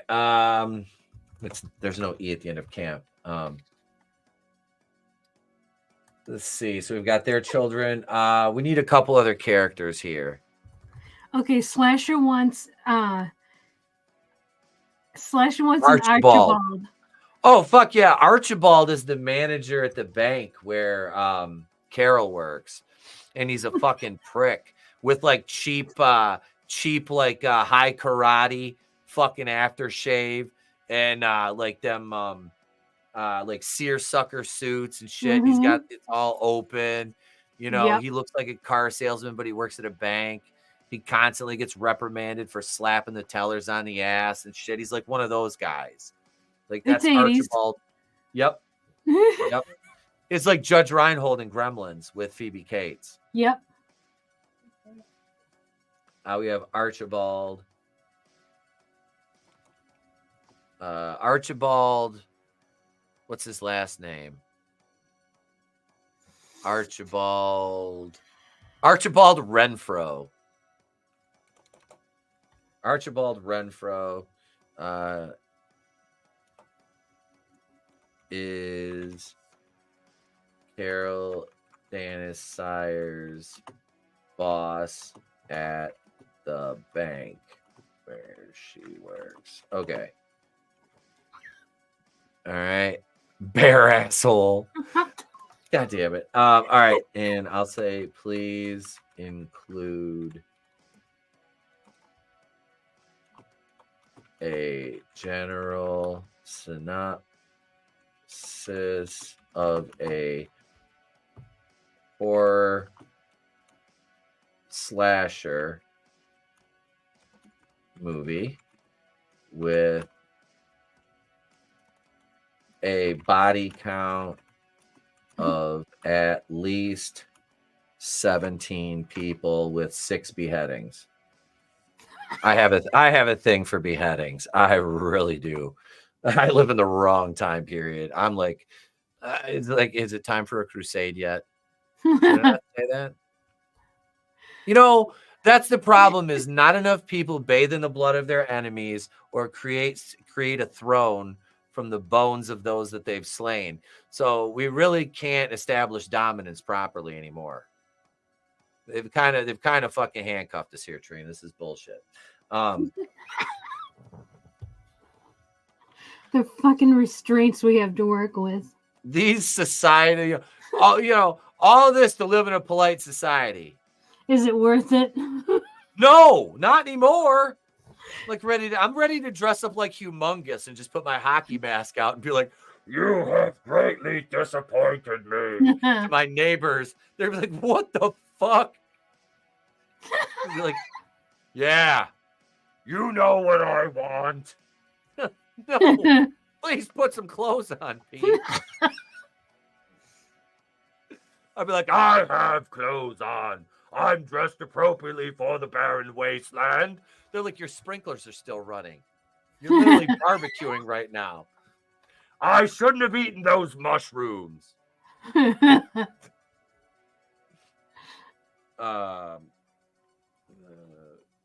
Beginning of the first week of summer vacation.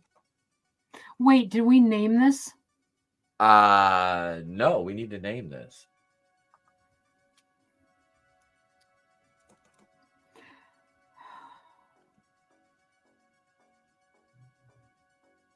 It's gotta be. Chat, what do we think? What do we think? Yeah. Okay, so it's 80s horror, so like a two-word title. Yep. And "the" is the first word. Yeah. It's just the mother. Yeah, or mommy. We can't use mother because that piece of shit Darren Aronofsky made that Yeah. Have you watched that? Have you ever I watched have. Mother? Yeah, I've seen it. It's one of those. It's one of those like hoity-toity type films. Elevated horror. Mm-hmm. Yeah, Beast Mother. Beast Mother. The hog. Okay, so Beast Mother would work if she transforms into a like werewolf or some kind of thing. Yeah. She's just does she have any supernatural powers? Happy family. Happy Family. That's a great Happy one. Family. Yep. It's Happy Family. Fallon, Yes. thank you. All right. So let's see. Please include a general synopsis of a horror slasher movie named Happy Family with a body count of at least 17 people set the first week of summer vacation.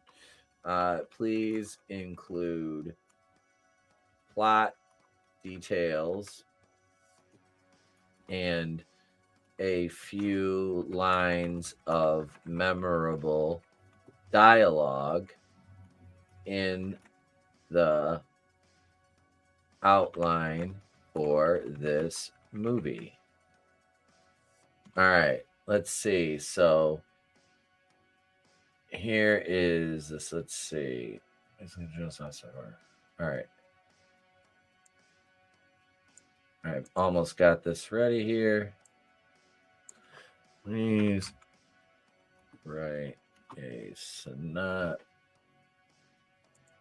If I could spell. There it is. Synopsis of a horror slasher movie named Happy Family with a body count of at least 17 people set the first week of summer vacation. Please include plot details and a few memorable lines of dialogue.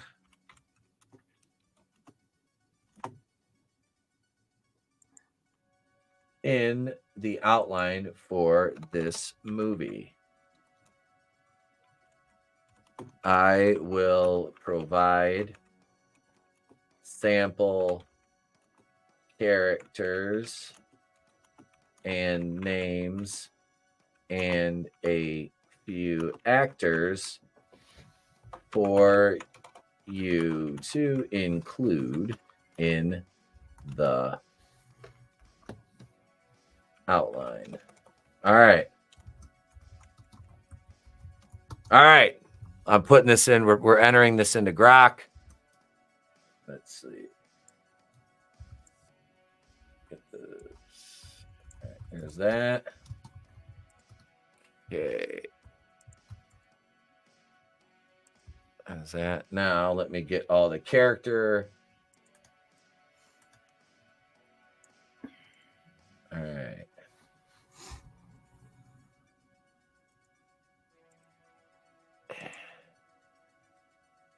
All right, let me see.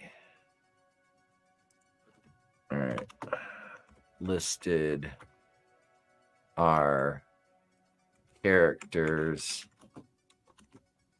for you to use in the outline for the movie. All right. Let's see how long Grok. Damn. All right. Oh, shit. This motherfucker outlined the whole goddamn thing. Damn, we're up to Act 3. All right, here we go. So, happy family. Setting, Camp Arawak. A seemingly idyllic summer camp in the heart of a dense, foreboding forest, where the first week of summer vacation marks the start of a chilling series of events. The year is 1980. Plot synopsis. Carol Danisire, played by Jamie Lee Curtis, a bank clerk by day, harbors a dark secret. She's obsessed with maintaining the perfect family image and will stop at nothing to eliminate anyone who jeopardizes this illusion. As summer begins, Camp Arawak becomes her hunting ground. The film opens with a picturesque scene of families dropping off their kids at camp. Carol, initially seen as the doting mother, waves goodbye to her twin daughters, Marie and Molly, who share an eerie, knowing smile. Meanwhile, Carol's husband, Bud, played by Gary Busey, is revealed to be a neglectful, alcoholic father, more interested in his flask than his family. This is pretty good so far. Act 2. The body count begins when Archibald Renfro, Carol's boss, arrives unannounced at the camp to discuss her sudden leave. Carol, having anticipated this, lures him into the woods where he becomes her first victim, axed in a gruesome scene. Carol's methodical approach continues as she targets other camp attendees. Barry Winkler is found drowned in the camp's lake, his body discovered by morning swimmers. Kathleen Winkler suffers a fatal accident with a rogue campfire that mysteriously engulfs her tent. Jesus! This is fucking good. Her daughters, Marie and Molly, proved to be just as sinister, assisting their mother in luring unsuspecting victims into traps. The twins manipulate Mike Winkler, leading him into a bear trap. And Carl Winkler meets his end in a horrifying wood chipper incident. Holy fuck! Wow, that's great. God damn. Act 3. As the bodies pile up, suspicion grows among the remaining campers and staff. Bud, initially oblivious, starts piecing things together after witnessing Molly's cold reaction to a friend's death. Confronting Carol, he's met with a chilling revelation. Carol's version of the perfect family includes only those she deems worthy. In a climatic showdown, Bud, armed with camp tools, tries to stop Carol. I can see Gary Busey fighting with Jamie Lee Curtis. Like, can you see him just going like, "Come on now, Jamie, let's go. Let's get this home." Yes. And she's like, "Active, yup." I don't know. I went with a 12-year-old joke. I don't know. I'm picturing this movie as you're reading it. Right? This is actually pretty good. However, he underestimates her, leading to a brutal fight where he's nearly killed but managed to escape, warning others. The camp descends into chaos. Campers and counselors attempt to flee, but Carol has rigged the camp with traps. In the final act, the camp cook is found hanged in the pantry. 3 counselors are trying to call for help, and they're electrocuted by a booby-trapped phone line. A group of fleeing kids is mowed down by Carol driving a camp vehicle. Holy fuck, they went dark with this. Memorable dialogue. Carol to Archibald. "You think you can just take this from me? This is my life." Oh, that's good. Bud to Carol. "You're not just killing them, Carol. You're killing us." That's great.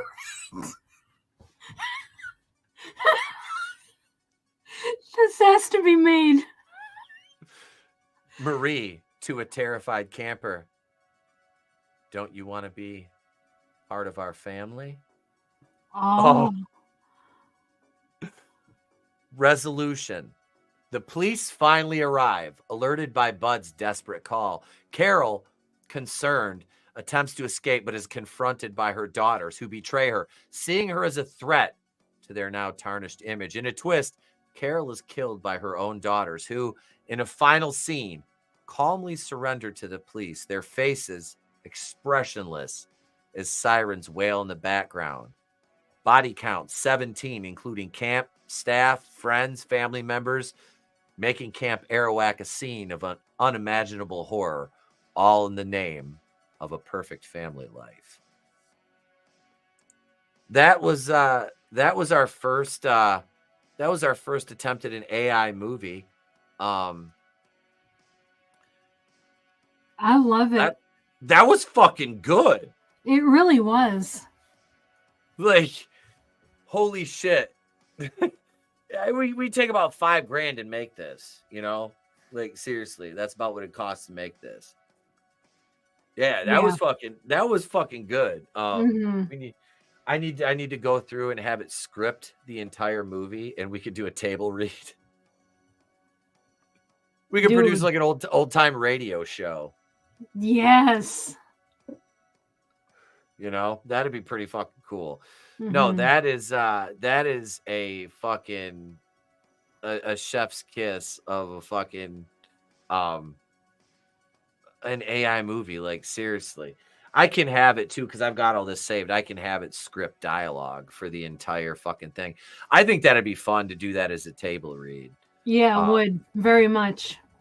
You know, the more ancillary parts, you know, a couple people can redo them. You know, you do them in different voices or pitches or something. You can just, I can change. I can use AI. I cloned my own voice for AI. It's very eerie to listen to yourself as a fucking soulless robot. Oh, dude. Because I used the AI in my that mixed wrestling video I did the other day. That made it sound really bad. I produced a video about professional intergender wrestling. Yeah, I was getting my ass kicked by this chick on video the other day. It was really fun. I don't mind. It's cool. No, I did a video, and yeah, I wanted female narration to differentiate the headings, so I used the AI on Filmora, and it's weird. It's very weird. There's some things that it comes across okay, but then others I'm like, I can tell this is AI, like, clearly, you know. But they made it available, so I'm like, I was very curious to see how it would sound. I think I've unleashed Skynet, and soon Etep will be in pixels, and I'll be all, yeah, it won't be me anymore. But no, I'd like to do this as a, you know, if I sent this to Nick, he could send this like to a fucking his buddy. What's the one? It's not. Is it John? I can't remember the director's name. He knows Richard. Is it Richard Tanner? And he'd probably be like, we could make this. You know what I mean? Obviously, without Jamie Lee Curtis and Gary Busey, but yeah, obviously. So he has a friend, Dick Tanner. Yeah, that's probably why he goes by Richard, I would assume. That's great. Well, you gotta absolutely, like, you have to put whatever you like rights on this or whatever, because yeah, this would be an amazing movie. Yeah, this is fucking rad. Can you do that? Like, if Grok produces something that, you know, like, you fed all the information and then Grok spits that out, can you get copyright for that? I'm sure I could. All I would really have to do is probably just submit it as like a concept for a movie, and get the copyright to the name and all that. And I think, because wouldn't it just be copyright of the intellectual property? Yeah, I think so. I don't know how it works. And I just have to use my Men in Black flashy thing on everybody in the audience so they don't remember this stream that we came up with it using AI. Hope you enjoyed this stream, because it's going to be fucking gone in about 5 minutes after we leave. That would be cool, though. No, this movie sounds awesome. like that shit spit out a very coherent sounding, like, I mean, that was a good description. I could edit a trailer for this. Dude. I will. Okay. All right. I will edit all right. I'm writing this down. I'm going to put this right on the fucking document to edit a fucking trailer for the fuck that. I'm going to write a post-it note. I got 900 post-it notes here, so I need to edit a trailer. We'll do a minute 30. Edit a minute and 30 second trailer for The Perfect Family.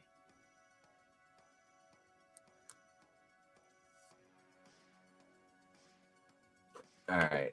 I think we can I think I can make that happen. That'll be fun. That'll be something fun to do. Yeah. Yeah, so we'll have a trailer for our Perfect Family horror movie. Love it. I'm trying to think, like, what kind of music I should we go with, like the single? See, this is the thing, like right here. This is why I want to keep, like, I haven't played piano in a while. Trey, I'll have to brush up with Trey. I'd love to be able to like lightly score shit like this. You know what I mean? Like, you weren't on when I showed, I got a cover of the Halloween theme song, and I'll pull this up on YouTube because I want to share this, because this guy that covered this, I mean, I played this for Vinny and the guys the other night, and it was fantastic. Halloween original theme cover. And the guy that did it, like, here it is right here. Because I was like, I needed the Halloween music, but I was like, I don't want to get hit with fucking copyright. You know what I mean? So it was like, I found this because I searched it on YouTube, and I found a brilliant cover. And this is by Taurus Tarkus. He's got just a shade over 3,000 subs. This was 3 years ago, 29,000 views. We're going to give him a like. He's up to 899 likes. I'm going to play most of this song because it's copyright free, but this is fantastic. Like, just his piano work and his synth is just fucking awesome. Look.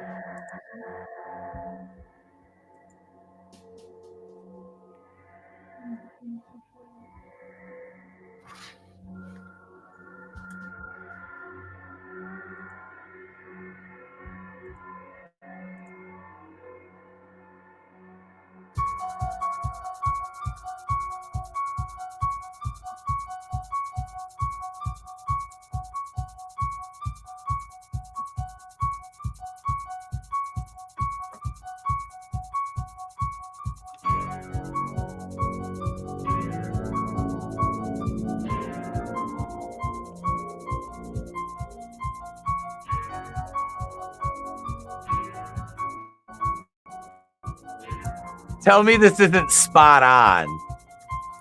I am loving this. Mm-hmm.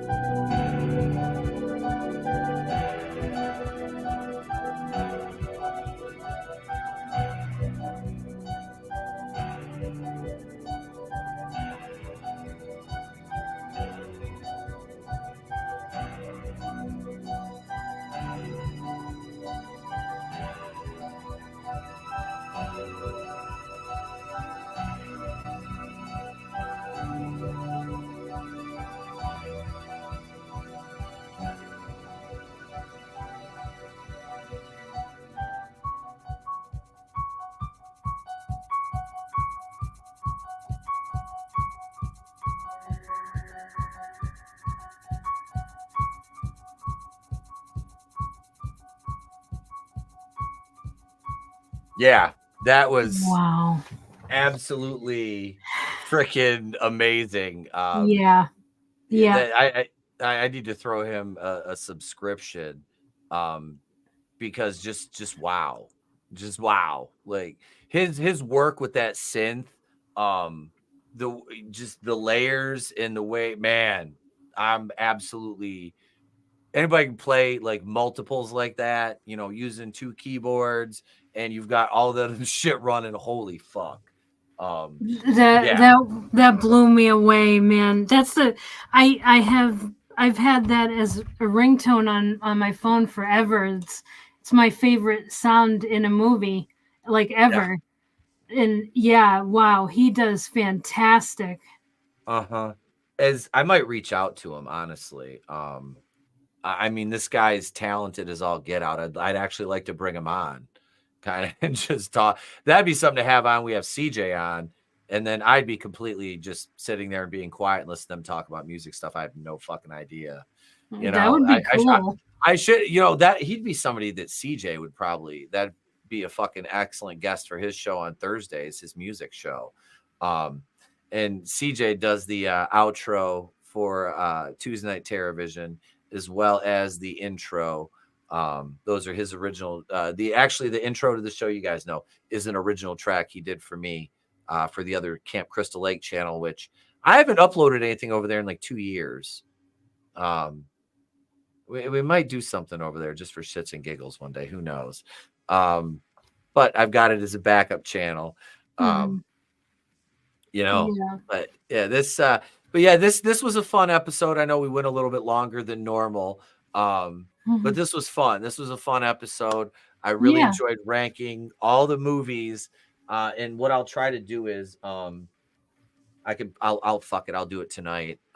I found out there's no mass tomorrow, so I get tomorrow morning off. I just have to take the kid to school. So I might do a channel member stream for you guys tomorrow. I haven't done a member stream. It's been fucking months, gang. I am so sorry. That's why our channel member growth hasn't went. It's just stayed where it is, and that's fine. But I need to do more. And trust me, I am fucking trying. I'm going to be up tonight editing. So yeah. I want to get a full script for this AI Grok movie, because we need to do a table read for this. I'll tell them to script it out. It doesn't have to be, I want the total thing to be like maybe 30 minutes, 20 minutes, something like that, not pages and pages where it's like, holy fuck, but I'll have it scripted and I'll print everything out, or just not print it. I'll just email it. Jesus Christ. I'm a boomer. But thank you, Trina, for hanging out tonight. This was a absolute fucking blast. Yeah, absolutely. Yeah, this was a lot of fun. Thank you everybody in the chat, and anybody who's watching or catching on the replay. Thank you as well. This was a lot of fun. Absolutely. Gang. Check us out if you want to join as a channel member. $2.99 to become a Kazooian, $4.99 to become a Harvey Wakuian producer. All the perks are listed over there. Nobody's requested anything in a while. You guys can request stuff. Patreon, if you want a specific commentary, a full-on commentary, become a brain buster. Patreon.com/wrestling with horror 420. Link is in the description, as it is in Trina's and Vinny's and Tommy's and CJ's and Draven's. Draven, I'll message you. But yeah, thank you, gang, in the chat. Those watching on X, thank you guys. This has been a blast. I will put together lists of our movies and how we rank them, and I will put those up on the community tab on YouTube, and we'll post them up on Twitter. So thank you, everybody, for being here. This has been Tuesday Night TerrorVision, episode number 21, the one where we rank the flicks. So thank you, everybody. We appreciate you guys and gals out there. I'm Etep for Trina. We will catch you guys on the next one. Remember, it's always better to burn out than to fade away. Have a good night, everybody.